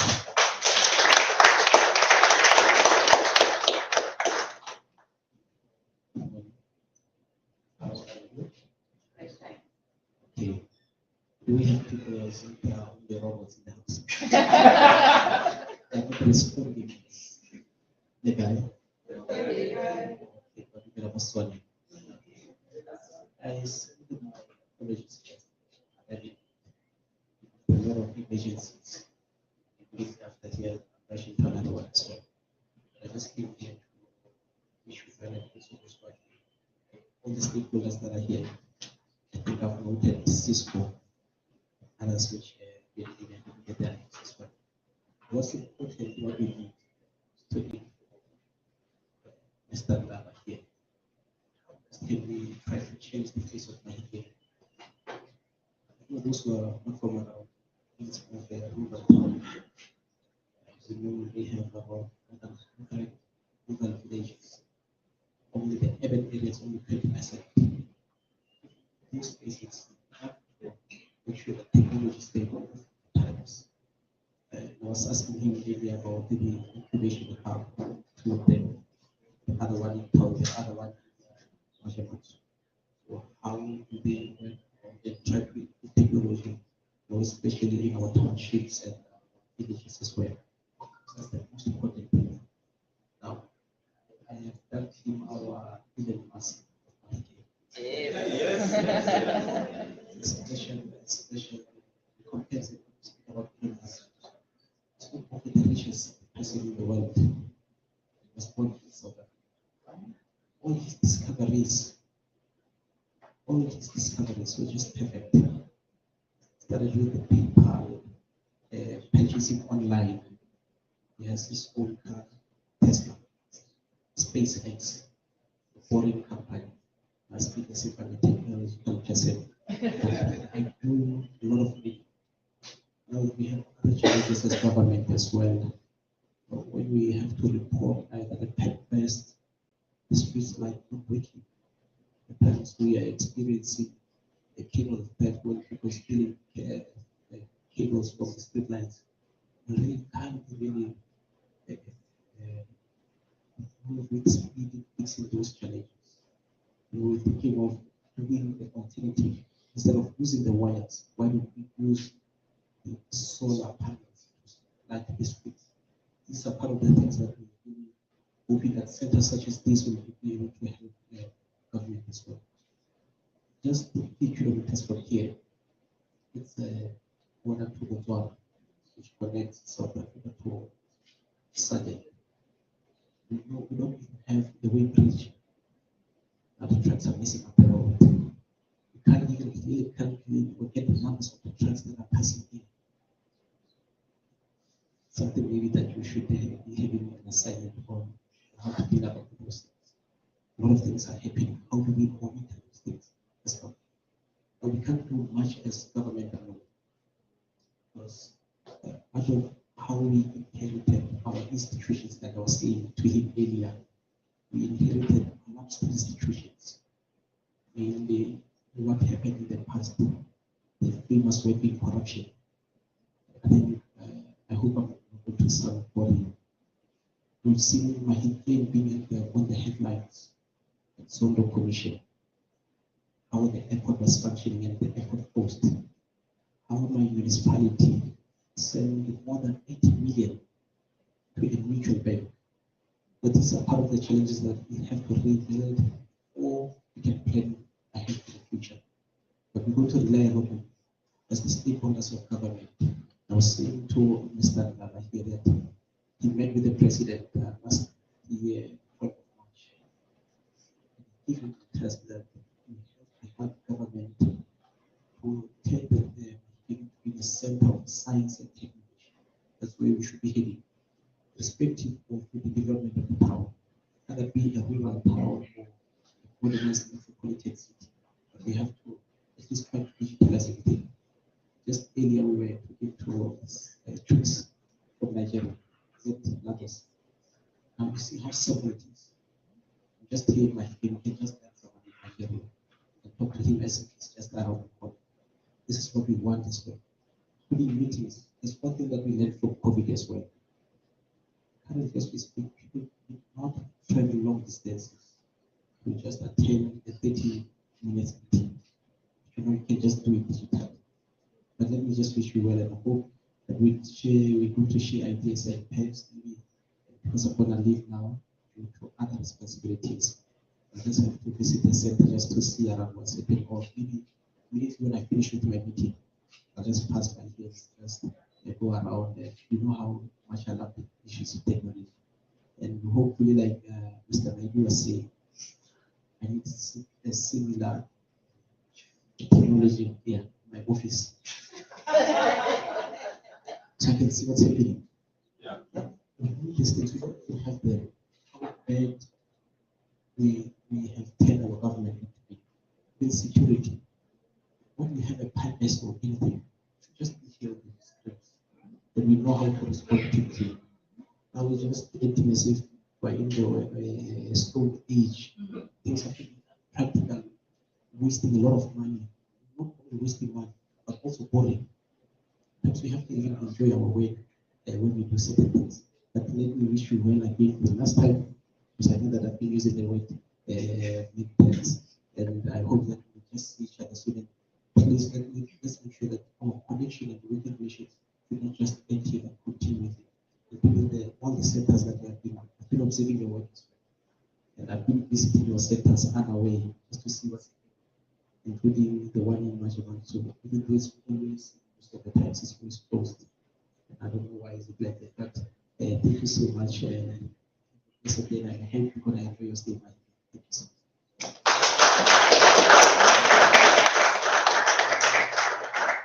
Thank you, sir.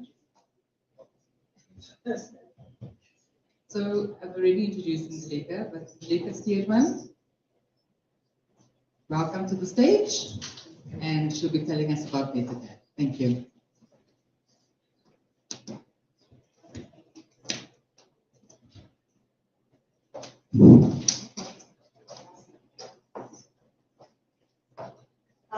Good morning, colleagues. As I've been already introduced, with Rebecca Stillman, and I am representing the Cisco Networking Academy side.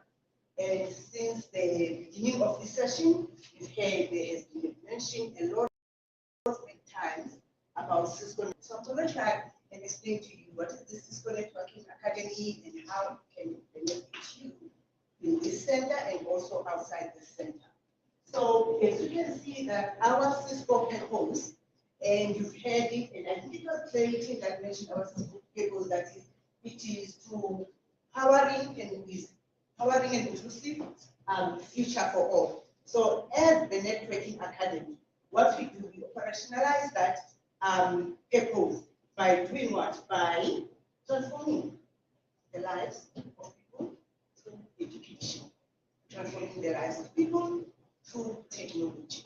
And with the key focus on making sure that we are targeting the communities, the underserved communities, and also bringing in inclusivity. Remember we talked about inclusivity earlier on, by bringing in our inclusivity into the picture, that is making sure our courses and our programs are accessible to people that wouldn't even have access to them before. If you can take it. Next. So this is Cisco Networking Academy. It's a long-standing IT skills to job program. It all started in 1997. Cisco donated networking equipment to the school. And after some time, they visited this school. And when they got to the school, like all the devices that are in our schools currently, when they got to the school, they discovered that no one is using the cable. No one is doing anything. And when they asked the teachers, what was the problem? What's the problem? Why aren't we using these? We gave you this. And then the teacher said, you don't know how to use it. And that was the birth of Cisco Networking Academy. What they did, the engineers that visited the school, then they started training the teachers how to build their own network. So that was in 1997. So now we are in our 26th year. So it's a long-standing IT skills to job program, and we provide high-quality IT, cybersecurity, networking, as well as programming courses. We also offer in our platform simulations for labs or institutions that do not have equipment. And therefore, we offer the platform whereby they can pretend to be doing the networking through our platform software, which is the packet tracer. We'll talk about it later. We also offer comprehensive learning portfolio of courses that prepare the students with skills needed to pursue their entry-level jobs. Next. Okay. So Cisco is not only in South Africa. Cisco is the Networking Academy. The program is available globally. We are in 180 countries. Last year alone, we have impacted 3.7 million students globally. And since inception, since 1997, our impact in the communities of the countries where we are available, we've impacted 20.4 million people. In South Africa. So in South Africa, last year alone, in 2023 financial year, South Africa, we have impacted or we have trained 93,000 students in our program. Since inception, and if I'm not mistaken, subject to corrections, Mandela and Clayton, I think in South Africa, Cisco Networking Academy started around about 2009, 2010? 1997 also, okay. So since then, in South Africa alone, we have 257 students and people, communities that have done our courses. 50% of those are female. Yes. Also have instructors, because these are courses, therefore we need people to start to teach the learners these IT skills. So we've got about 1,080 instructors on our program, and again, 50% of those are female. So women in ICT are growing, not at the same speed as we wish, but we are really getting there. We are being represented also in the IT IT. We have 172 academies. I'm going to explain to you in the next slide what I mean by all of this. Partnerships and key programs what we currently doing in South Africa. We have partnered with the Department of Higher Education. What the Department of Education have done, the Department of Education has incorporated some of our courses into their curriculum. So if you are doing NCV level 2, level 3, and level 4, you will be doing some of the stock courses. That is what the department wants that because they have this thing that when students leave, we know that our students sometimes they don't complete. But when they leave the institution, at least they must leave with a certificate. So by doing the Cisco courses, once they complete the course, then they will get a certificate which they can use and put it into their CV. We have also other programs that also the library one, which was mentioned by Conrad just recently before me. So we have those ones, and then we also have key programs with digital skills learning center.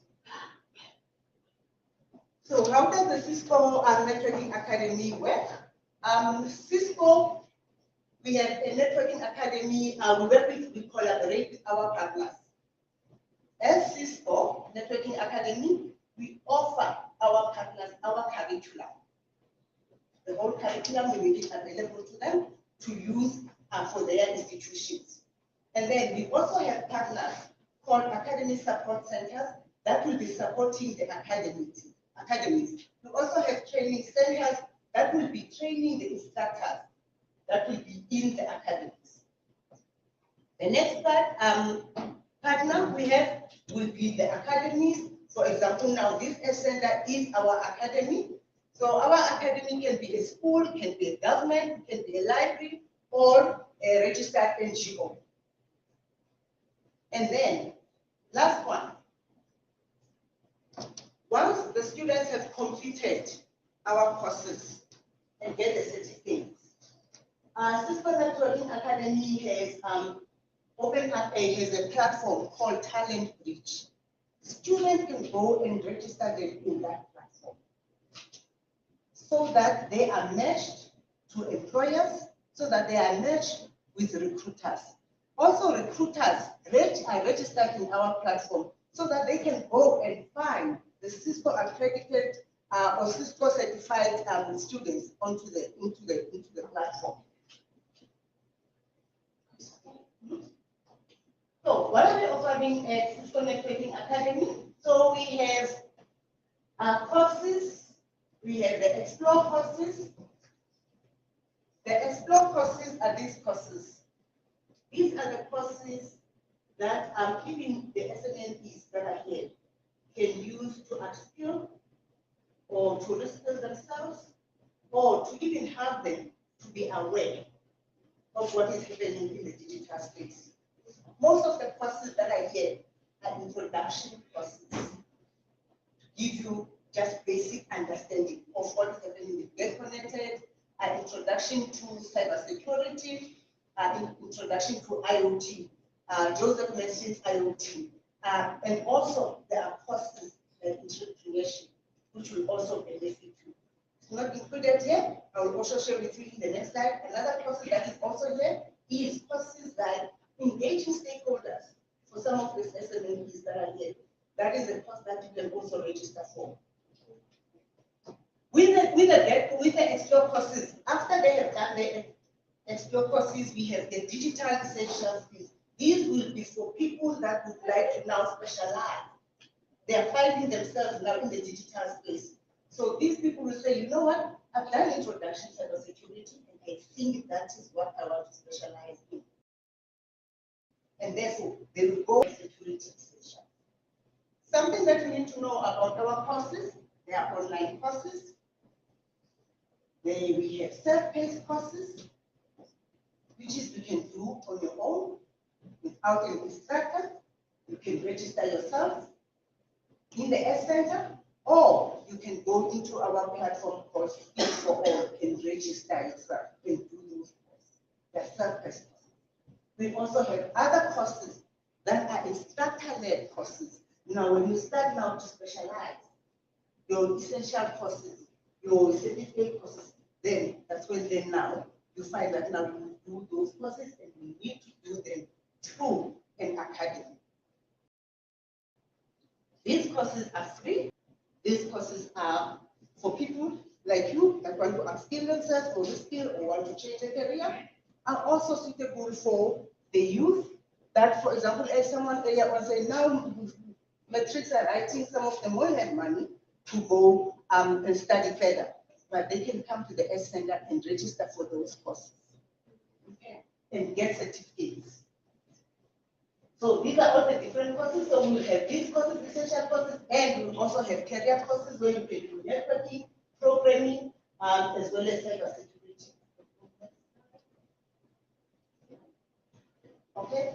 I did mention this, that once you have done our courses, whether you have done self-paced course, instructor-led course, on completion of the course, you get a recognition. A recognition can be a digital badge. A recognition can be a certificate of publishing, certificate of recognition. And once you get those recognition badges, then you can also move on further into other courses. And specialize and do the certified one, the one that we were talking about. For example, if you follow the networking, then you can do the ultimate one, the CCNA and CCNP course. After you have completed, like I said earlier on, then students can register themselves into the talent page.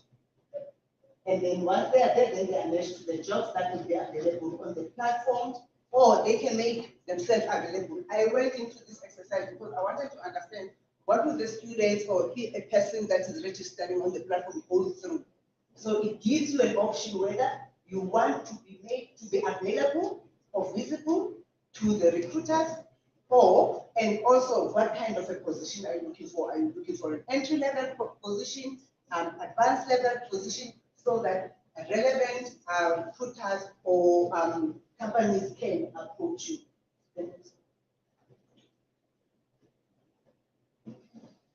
So some of you might be also running training centers. So you can be an academy as well if you are running a training center. And for you to become an academy, then you will have to go, you can come through me, we can talk about that. But other than that, it will be your responsibility as an institution to recruit your own students, to hire instructors, and most importantly, if once you choose to be an academy, you must make sure that your students or your cohort has access to devices. So it might not be a nice room like this, but you must be able to provide them access to devices so that they are able to do the courses. Are there any questions? I know that I rushed through.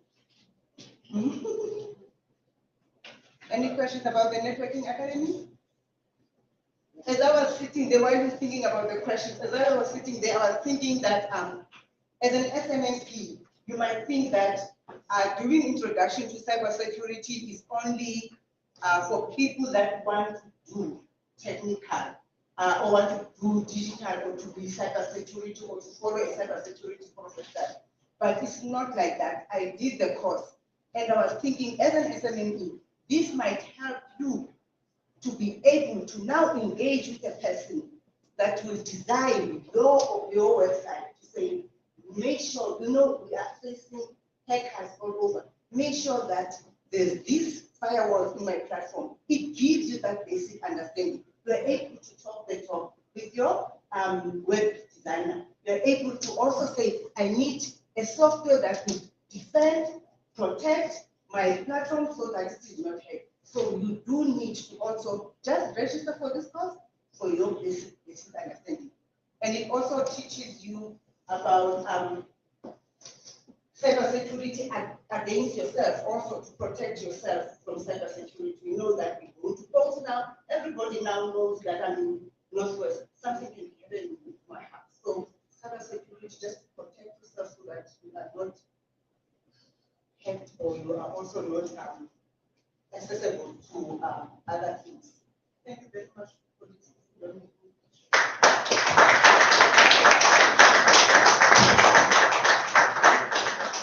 Thank you, Ndileka. I'm going to hand back to Commissioner Joseph just to close off, do some closing remarks. We're going to do the ribbon, so everyone can just stay seated, and then I will let you know once we're done, and then we can help ourselves to some networking, some lunch. You can explore the center if you haven't done so already. So over to you, Joseph. Thank you very much.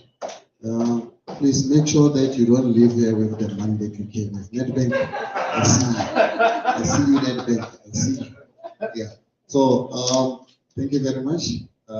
It has been wonderful hosting you. I know that we don't have such programs in Mafikeme. It's the first one, right? So, but more are coming. So let's work together. Let's partner. Let's make sure that we drive the digital economy of this province. Majoro, thank you very much for always honoring us. It's always good to see the mayor coming and talking to his people because we are under your leadership. So thank you very much. I hope from today, when we come back to you, say, Majoro, we need 2 million. I'm serious. I'm just saying that I'm serious. Yeah, you see, but for us, let's work with the municipalities so as you can actually be able to drive the digital economy of this town. From Cisco, thank you very much, Kosi. Really much appreciated.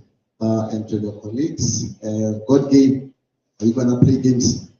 Thank you very much, guys from government, Gito, your Melissa, and the different stakeholders in here. So thank you very much, Lavina. I know that we called you, you were in somewhere in this world, but you made sure that you actually come today. Actually, guys, I met Lavina in Cape Town. Yeah. We're attending Africa Tech Week. Yeah, in Cape Town. And I said, Lavina, we need to keep on chatting. So I'm glad that by the time we extended the invite, you flew all the way, so as you can actually be here with us. Thank you very much. I'm not gonna talk much because I can talk forever. Those who said, how do you know? So thank you very much, Professor Rakudu Foundation, that you also came all the way from Rustenburg. So you can see that you got guys from everywhere. Hey? So, and I see my sisters are sitting at the back there, always supporting, and glad that I got family members that are always supporting me. Family is everything, ladies and gentlemen. Family is everything. So, to the hub staff, thank you very much. I know that when I say let's, you go. So, thank you very much. We are going to do the ribbon cutting. Please don't go. There's still lunch that you need to actually eat. And why I don't want you to go, we also, and Bakan, make sure that you speak with each and every one of the guests that we have here today and make sure that they commit. Yeah. I'm glad that I'm not talking to you guys, I'm talking to them. They are listening. Yeah. Make sure that Netbank commits, make sure that everybody who's in here, they actually commit because we cannot do this without you. So, ladies and gentlemen, thank you very much.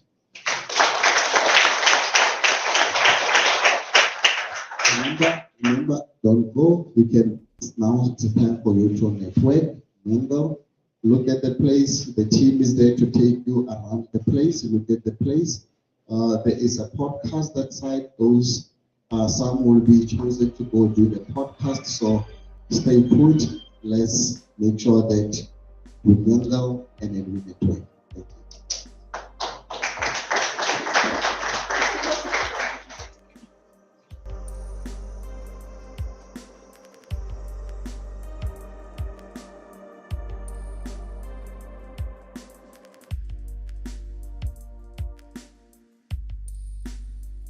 Oh, wow, what an session.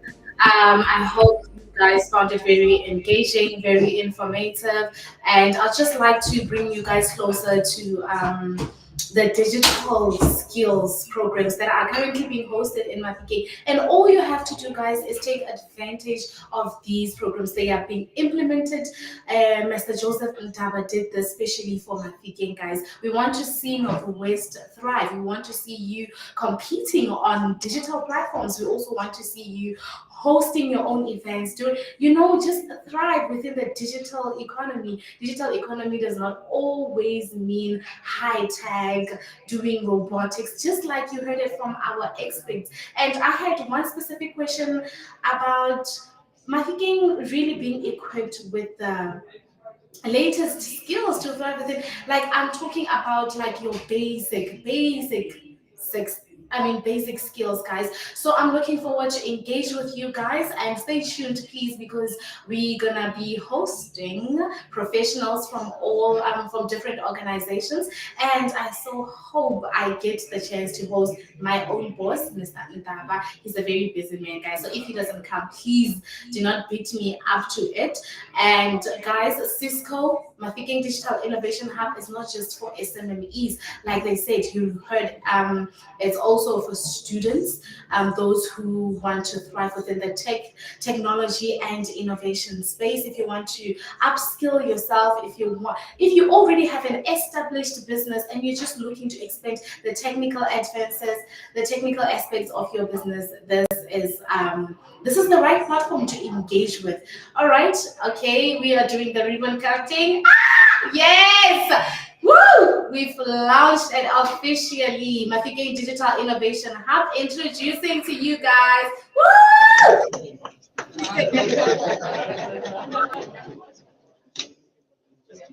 No, we do that.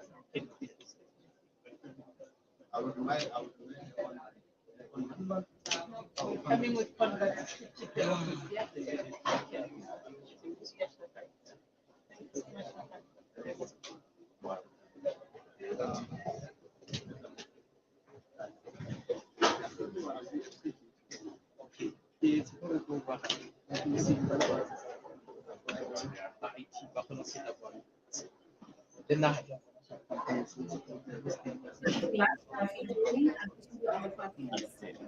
Hi, I'm gonna have you guys on the show. I want to talk.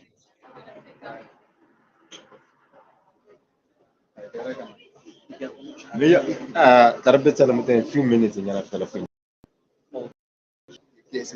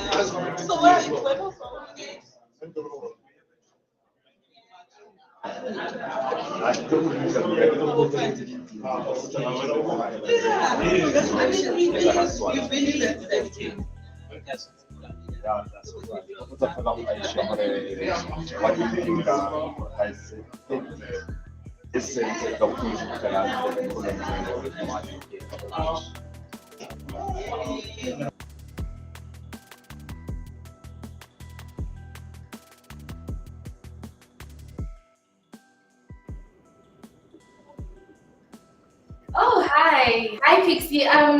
Who's our first guest actually? I actually wanted to give the CEO so badly this side. And I also want to engage with our engineers. I want to engage with SMEs within the ICT sector. And who else am I engaging with? Yeah. Well, I'm not gonna spoil the moment yet. I'm just gonna wait for the guests to come in. Someone should just usher them to the seat. Is it the hot seat? Okay, it's not the hot seat. It's fine.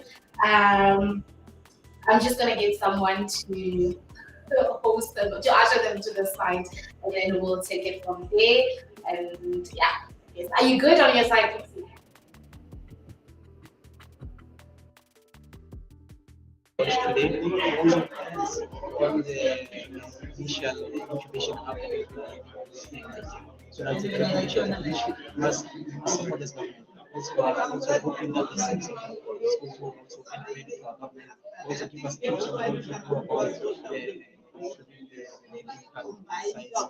cases. Really making sure that also collaborate with them to organize things. Whether be of crisis of fire or help-based implementation. Planning public so that our city age was moving the times and really climate change and try to align ourselves with the solution that is being you know that of course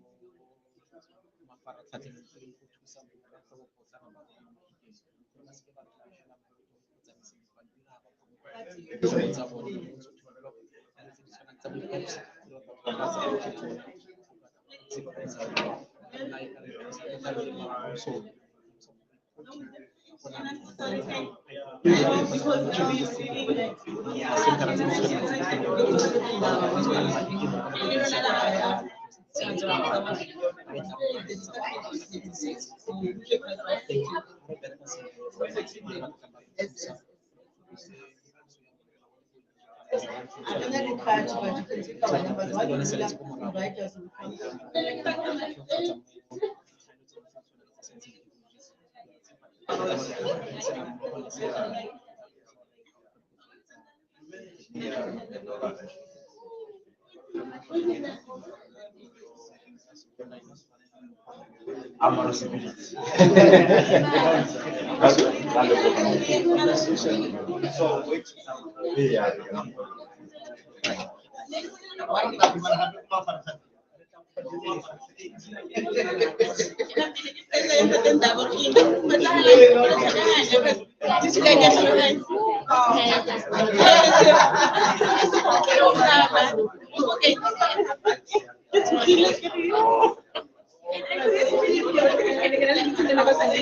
I'm just gonna come myself.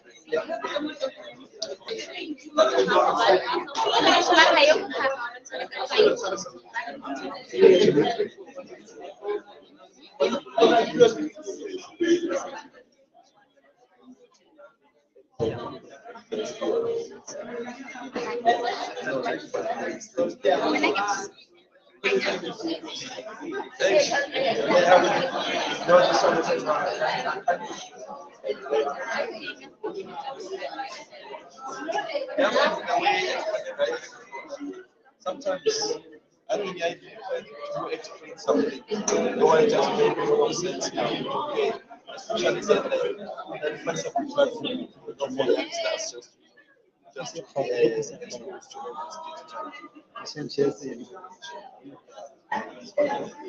no, it's fine. Let's just wait and see how they.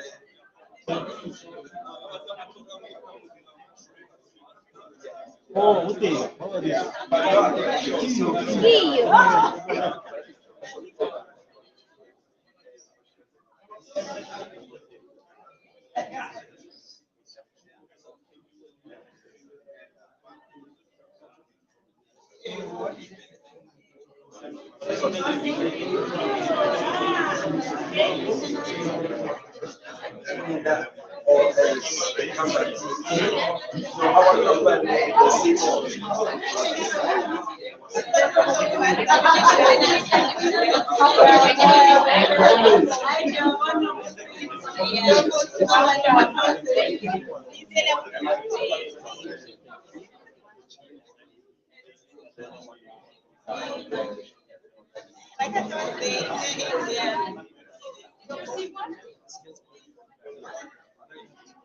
If you want to.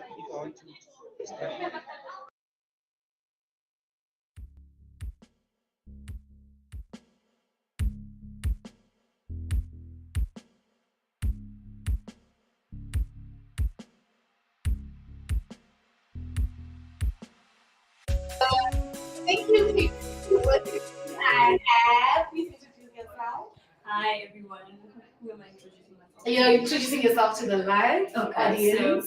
I'm Tewatsuma Katulela from Lima Rural Development Foundation. Thank you.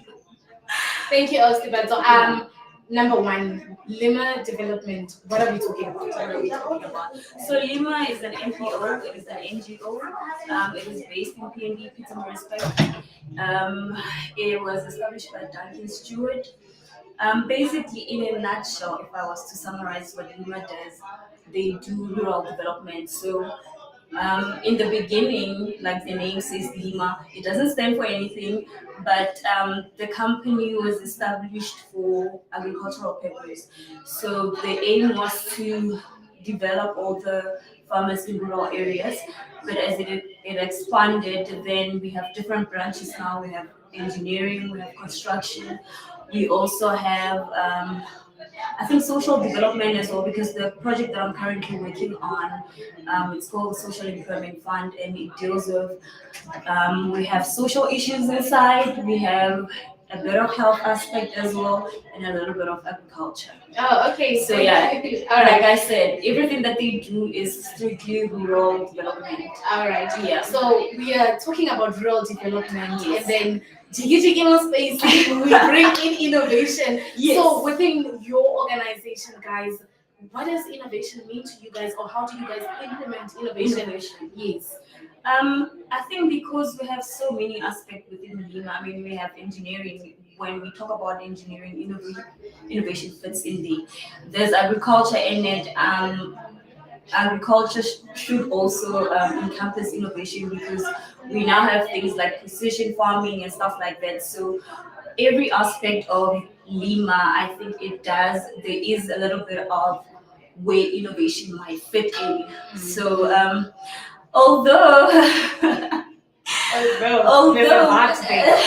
there's no but, I think they would be willing to welcome innovation, because with innovation comes productivity. So if it's something that brings productivity, I don't see why not. You know, I don't see why they wouldn't. And at the end of the day, the goal is to emphasize development. So innovation brings that into the fold, and then why not? Okay, so with regards to like the rural development, do you have like a specific criteria as to who are you developing? Are you developing businesses, or are you developing like the community individually? So Okay, so every project within Lima is directed by the funder. Like I said, there's different aspects of it, but I'm on the Social Employment Fund. It's a presidential stimulus. So we have it in almost all the provinces, I think. In the Northwest, though, it's in the first phase. But in other provinces, they are in the second phase of the project. So I'm going to speak specifically for the project that I'm working in, so that I do not give inaccurate information. But with the project, the aim of the project is for child development for children 0 to 5 year age group, and then there's maternal health as well, because when we talk about maternal health, we're talking about 0 when the child is in the age group is 0. So basically, what it does is it has two aspects. There's the health component of it, and then there's agri component of it. The agri component looks at the food security. So we're looking at the malnutrition of these children and why they are malnutrition. And we're gonna be working closely with the Department of Health because that's one thing that the department has actually acknowledged that in the Northwest it's a bit of a challenge. So we will be collaborating with them.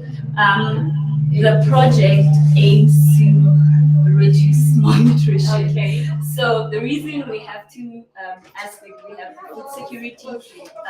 Sorry about that. It's because we do know that malnutrition isn't just a health thing. We start from ground zero to say what leads to it before it can even become a health issue. There's food there involved. What kind of food is the child eating? The growing environment of the child as well. Is it conducive for the child to grow there? So we will be building communal. So currently we're working in 3 municipalities in the Northwest: Ratlo, Litsobotla, and Mahikeng. Oh, yes, of course. Unfortunately, we couldn't cover a lot of the areas because we were given, like I said, the project mostly we are given a specific number to work with, also based off of the funding that we receive, right? So currently we have around 250 participants in our project, and when the question was how do we go about developing Yes.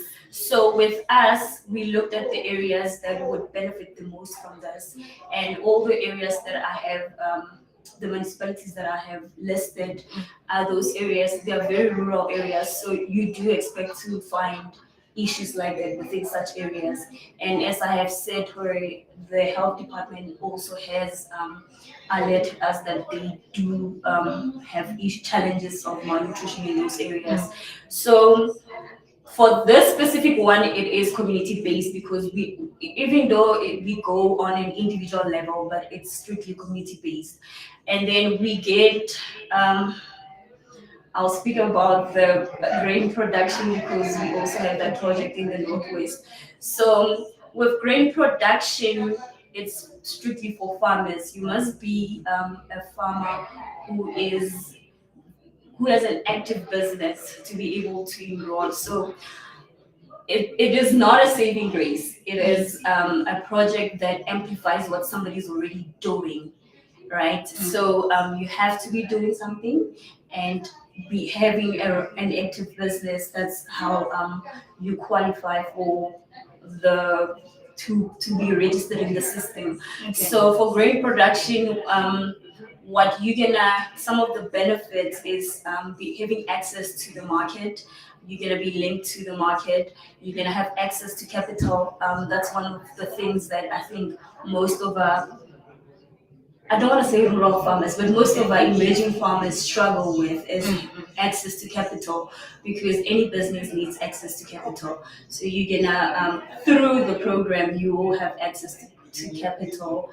So in a nutshell, I would say the grain production one, it's business based, but business can also be an individual thing. So it's business based, but also community based, because I mean these people are from specific communities. I would say then to round off everything that I've been saying, that it's mostly community based. Okay. Yes. So it's if I understand you well, Yeah. It's Lima, it's SMMEs or anyone who has a business. You guys are assisting the community. Okay, so with the business aspect, it's separate from. No. Oh, okay. I don't want to say SMEs because then everybody's gonna come running to you. It's a very specific type of business, strictly grain production for the program that's in the Northwest currently. So if you're doing any grain production, if you're producing maize or sunflower or soya bean, then and you are an active farmer, because remember we are giving them access to capital, but the capital as well is also limited. So that's why we emphasize on the farmer must be an active farmer. They must at least have machineries. it's easier to get capital for production inputs than to get bigger stuff. So if you're already running, it's easier to elevate what you're busy Also, with. Not necessarily established, but somebody that has potential.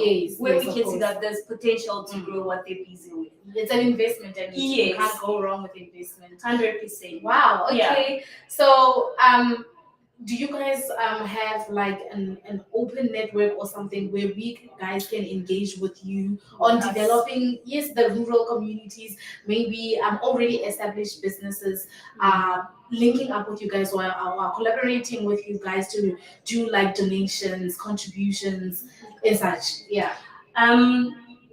So now I want to speak about my project. It's okay. It's okay. But a lot of the time, with regards to networking, it happens between stakeholders because Lima is sort of now I'm just speaking on the aspect of the farmers to say that it usually happens on a stakeholder level because remember Lima is the one that functioning as a link between these farmers. So it's kind of like you have, I want to explain it in the simplest way possible. It's like you have me, I'm a farmer, but I cannot access a fertilizer. Lima will be able to open a channel for you to meet a supplier that sells a fertilizer. And then if you are looking to sell your product as well, you don't know where to sell your product, Lima will although in the Northwest they already have a market, but what I'm trying to say is that we are a link between other stakeholders that are relevant to their business. Yeah, and the farmer as well. So we sort of like the middleman. Not me. Lima is the middleman. Not me. So that's the farming aspect. Yes. So for the project that I'm working in, there's a lot happening. There's a lot happening in that project, and I'm quite passionate about it because, in as much as the main objective is to help with reducing malnutrition, I work with our participants. So the minimum criteria was matric. I expected that I'm gonna get people that only did matric, but to my surprise, I have people that have degrees in as part of my participants. So when I see stuff like that, I see potential because what can we do with these people? Do you understand? So when you're talking about network, do we have a way that you can reach us? Just call the officers. Just call the officers. But we are more than open because remember, this is community development is always an effort. Like we require every stakeholder that can make an impact and a difference in these communities. Do you understand? Even in our project, it's not just a Lima thing because we work with the local authority, we work with social development. I mentioned the Department of Health. So it's a joint effort. So any sort of development, the reason I even ended up here is because we are looking for skill development for our participants. By the time this project is done, they must be in a better position than they were. They must be. So in as much as we are pushing for the objectives of the project, but also the individual as well must walk away with something tangible that can put them in a better position for their future.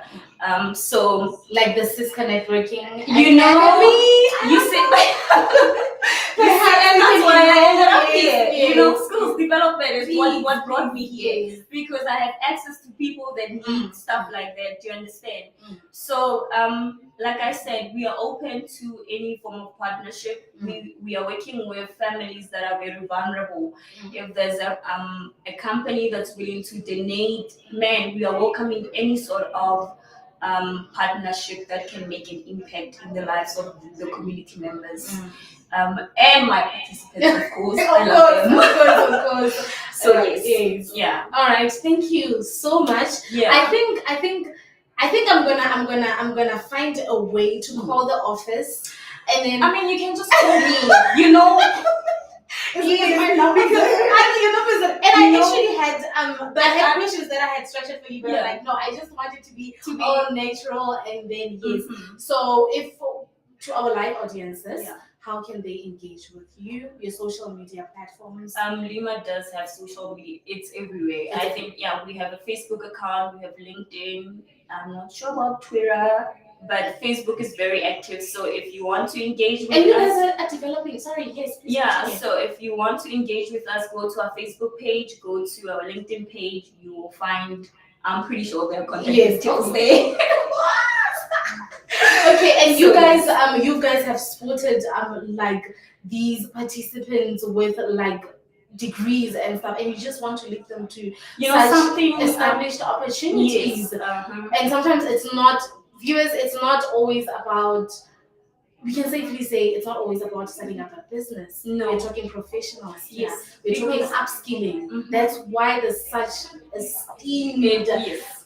privilege of having a Cisco net. Oh my gosh. Okay. Thank you very much, Alistair. Thank you for Let me having know. Thank you. You see, I'm a nice person. I You wasn't are gonna very ask difficult questions. I let you shine on the platform. Do you maybe have a question for me? Maybe you can ask me what I do because Yes, I don't what know. do you I'm do? gonna answer it. What do Okay. you do? So my name is Lesedicia Oge. You see, and she hasn't even I know. introduced herself. How am I talking to somebody that has not introduced And herself? Umile did say that he doesn't want this to be an interview. It's not an interview. It's just So an this was just an engagement. engagement. Yeah, this was just an If engagement. you had just told me that, I would have came and relaxed. You can relax. You can stay here for like the whole day. Don't worry. I've got you. Right. So my name is Lesedicia Oge. Like I said, I'm a business development officer. Yes, I'm my boss. You're doing great. Yes, Joseph Ndaba is my boss. Guys, if I broken English, don't tell my boss. No, please, man, your because English we is work perfect. for an innovation hub, Yeah. and I'm also learning. So part of my job, like my responsibilities, is to advise SMMEs on how to maneuver around the digital marketing economy, the 4IR sector, innovation and technology, how best to employ which best solutions within their businesses so that they thrive out there and they are competent out there. And we don't just look at the business as one, we also look at individual skills that we at Mafeking Digital Innovation Hub can equip you with, so that when you are out of the incubation or it's your time for incubation has lapsed and you thrive, Yes, I've And also be able to Yes. penetrate the economy. to penetrate the economy, to be competent, to be able to stand on yourself. So we build you from ground zero, from just simply an idea, and it's my job to make sure that you excel out there. Otherwise, you don't want to hear what Mr. Joseph So if I have a business idea, I can just you just pitch. Even now, you just pitch the business idea, and I'll tell you guys that. No, don't do that. I'm gonna go back to my team and say, guys, I met this great lady.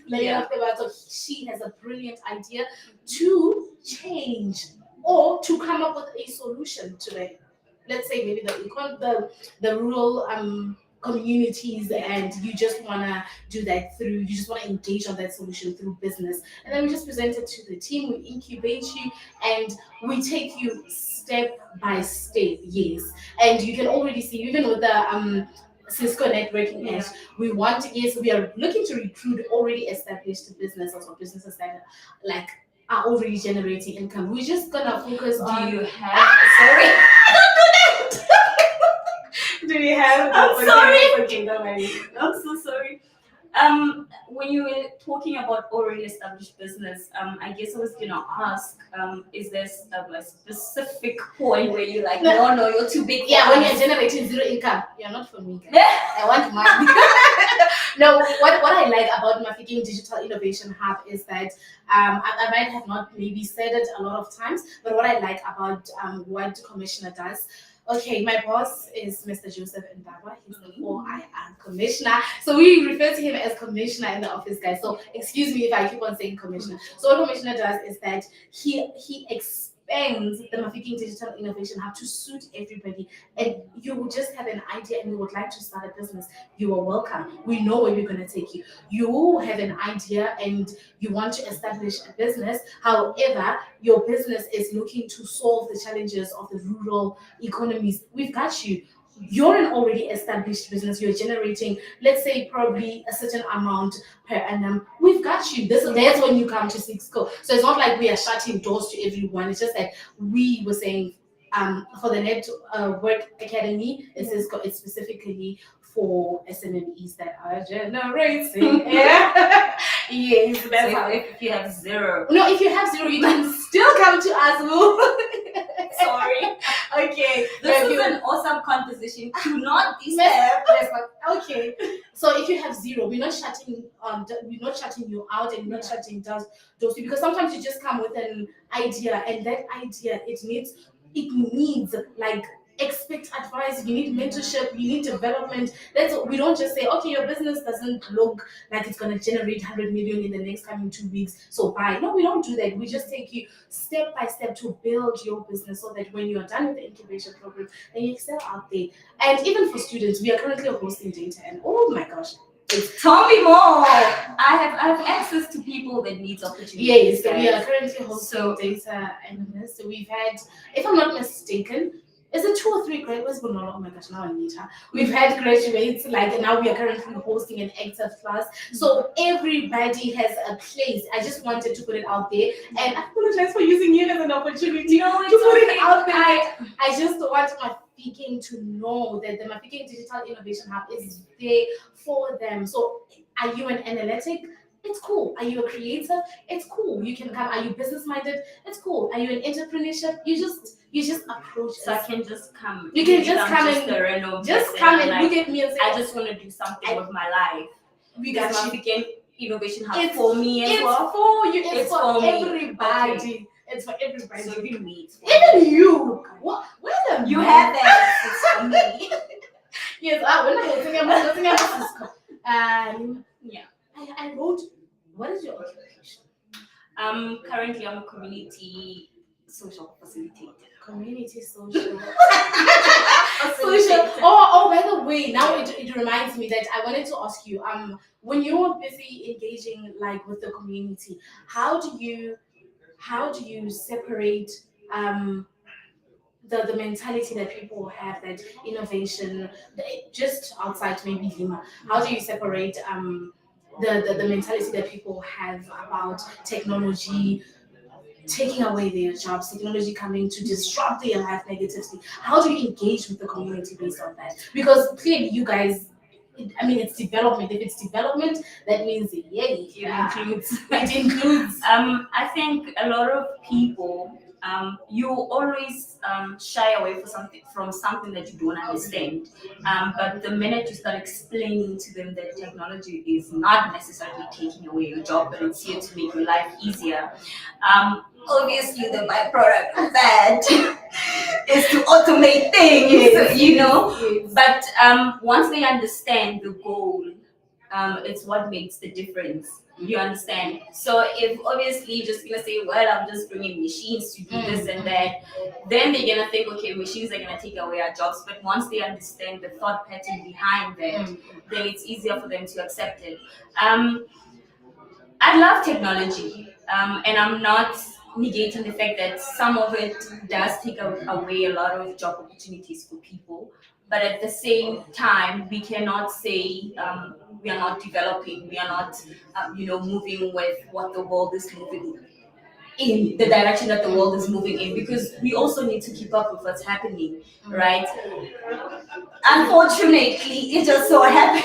It just, guys, I have not saying that technology must come to take away your jobs, but I'm just saying that the most important aspect is to understand why that is done the way it is done. Then it's easier for people to accept it as well. I think so. Yeah, that's in a nutshell. That's because I cannot make excuses for for anything. I can only speak of what I know. I mean, technology is everywhere. You find it in any industry. There is no way that we can run away from that. And the world is heading towards using technology. It's a fact that any individual will have to accept. Do you understand? But what you can do is position yourself in such a way that it doesn't disadvantage you. That's why we have Mafeking Innovation Hub for digital literacy, guys. You need it. Yes. Thank you so much. Thank you so much, Kinazo. Thank you. It was a pleasure having you. I feel like you're my first guest. Pixie, please, do the pew pew pew pew. She's actually my first guest and the somebody who needs to network with Deba. So unfortunately, I have to let her go. Thank you for having me. All right. Thank you so much. Bye. All right. Pixie, do we cross over or do we wait for our... What do you have?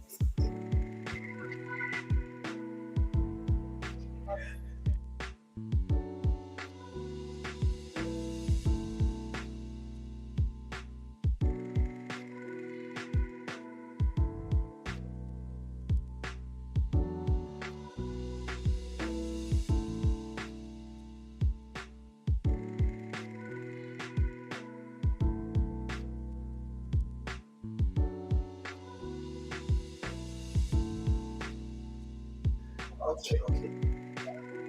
Yes. Yes. I guess sometimes we Are we back? Oh, thank you. We are back live and joining us. You know, when you talk to professionals, I don't know, Pixie, should I say joining us live from, you know, when you talk easy. But anyway, we have Mr. Manyati from MIZ Sita. We, MIZ. Okay, we have Mr. Manyati. Live audience, please help us welcome Mr. Tandangani Manyati from MIZ Sita. Hi, sir, how are you? Yes, I'm the one. You're a professional, so I don't know if I should continue speaking to you in English or should I use Benek? I don't know. Just get it on with that. Okay. Anything is fine. Yeah. Okay. Except you know. I wanted to ask something which I'm supposed to be knowing, Yeah. but I don't know if what is MIZ Sita? What does it stand for? Oh, okay. All right. MIC that stands for Media Advertising and ICT. That's a sector education and training authority. So it's one of the 21 cities established in terms of the Skills Development Act. So our mandate is to offer skills program within our site. Oh, okay. Yeah. So offering skills. Are you guys doing the same thing that we're doing at the hub? Because it looks like it's competition. Or do we need you guys to host students? I'm glad you've just answered yourself. Yes, of course you need us. But yeah. Anyway, a very interesting question. Because the mandate of the CETA, of course, the CETA was established in terms of, closing that skills gap, of course, that was created by the previous system of education. So for every sector of education, there's a CETA. So we fall on this one, which is media advertising and ICT. So, and our operations, we partner with the employer, as we've just said. The hubs like this, that's a very good initiative that I've just started, because the challenge is that we don't have those companies that are relevant, or should I say, that offer the practical skills within our space, especially the so-called rural. That's why sometimes we have companies moving from other province, like we have companies from Joburg coming to partner with us in your province, and they're only there just for 12 months. And after that, they go back, and now the learners are left stranded in one or the other. So this kind of initiative really helps us, because as long as there's an employer that will give a practical exposure to the training that is needed by the learner, that at least we know that we can have a more clear footprints. Oh, okay. So I would like to explore on what the 4IR Commissioner, Mr. Joseph Ndaba, who happens to be my boss. I'm doing my job, guys. It's not just for fun. I'm so sorry. So Commissioner expressed the digital literacy skills, like those basic skills. Is it safe for me to conclude that I can contact MIZ Sita and say, guys, we have participants that we would like to host, and these are the skills that they need, so we can just answer one and then we host them. Yes. Okay. Definitely. As long as that is part of the need, because one of the things, maybe just to give a little bit of the structure of the CETA, structure has got 3 core departments. That is ETQA, which the CETA gets their own accreditation through. So they are responsible for all our qualifications development that will be speaking to our economy. They are also like international benchmark. So they are responsible, of course, they are mostly of this unit standard-based qualification. Then we have the SSP, which is a sector skills plan. That one, the responsibility of the department, they are constantly talking to the industry. So it's the industry that gives us the skills need analysis. They are the one who tells us at the city to have a shortage on either your cybersecurity or Internet of Things, anything that is related in terms of the economy. So Tina, as the city, we respond to the demand in the industry. We don't operate like your university where, whatever that you find in their curriculum, you'll study that, but at the end of the day, where you get the job is none of their business. So as the city, we come from that angle.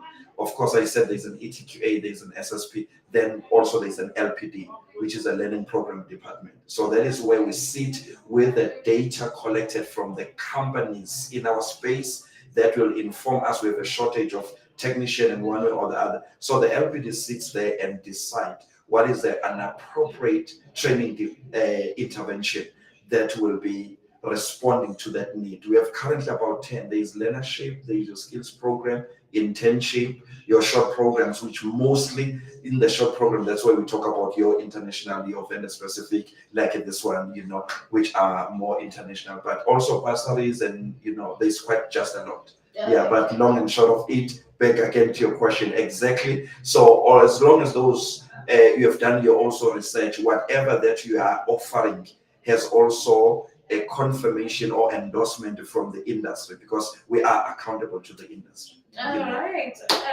Thank you. Very informative. You see what I tell you about professional speaks. Now I must be using words like informative. Yes, conducive. I don't know what conducive means. I'm sorry.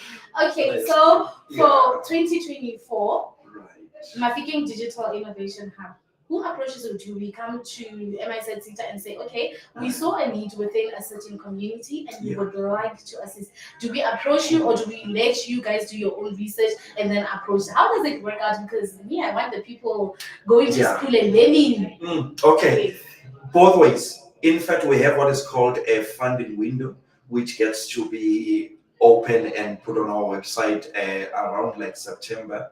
In fact, now the current one for year 2024, 2023, 2024, because we always plan for the next financial year. So that one is closed right now. So which means it was just up there again, based on what I was just saying, that the information came from the SSP, collecting the data from the companies. So those companies gave us the indication where are the skills shortage. So the window was open where eligible companies could apply, and that window is closed. Now the process, we are waiting for the DG committee, which is a discretionary grant committee, to sit through all the applications.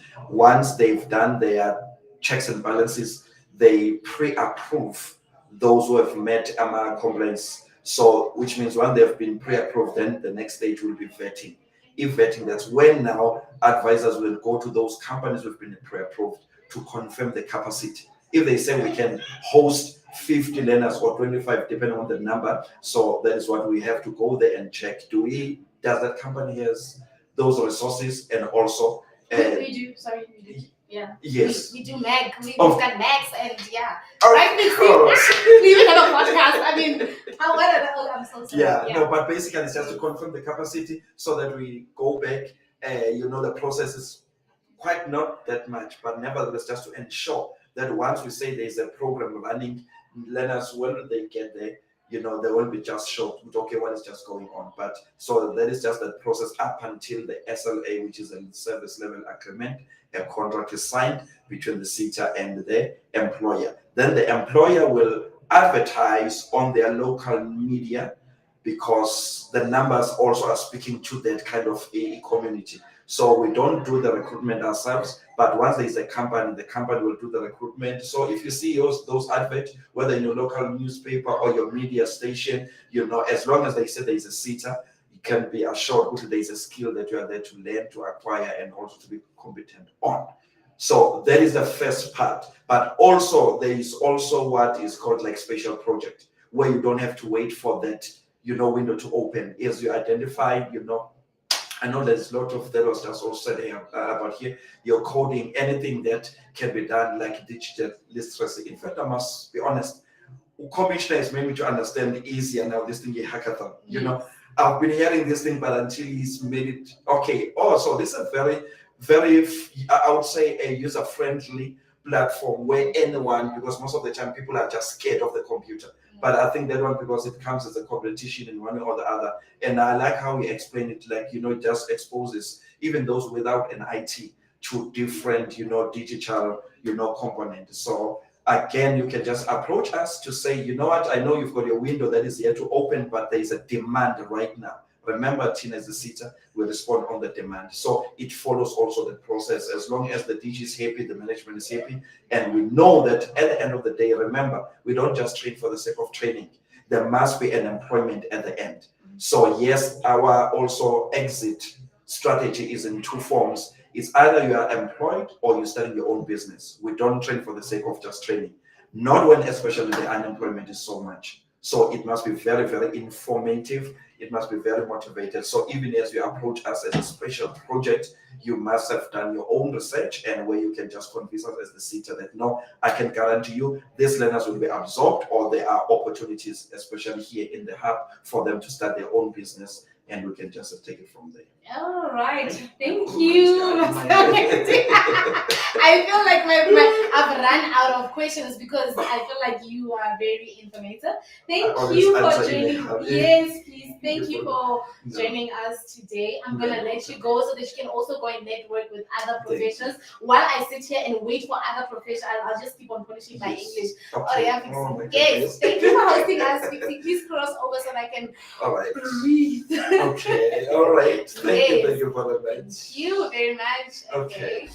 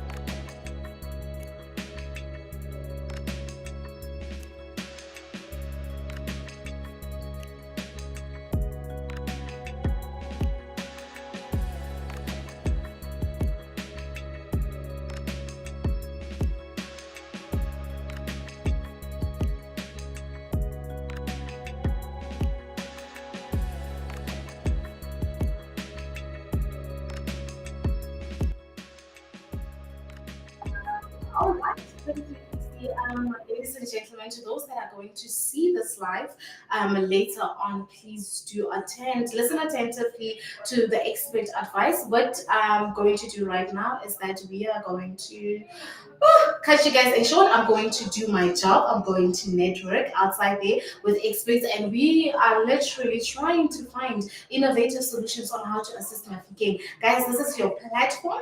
You can engage with us. You can follow us on Facebook, Mafeking Digital Innovation Hub. Any inquiry, you can direct them to our Facebook page. You can check out our website, mafihub.co. Am I right? This is at mafihub.co.za. Yes, I'm gonna cut you guys short to attend to other things, but please do, if you have any questions, please do send them through. I go by the name of Lisa Selge, and it has been a pleasure hosting you guys. And woo! Bye.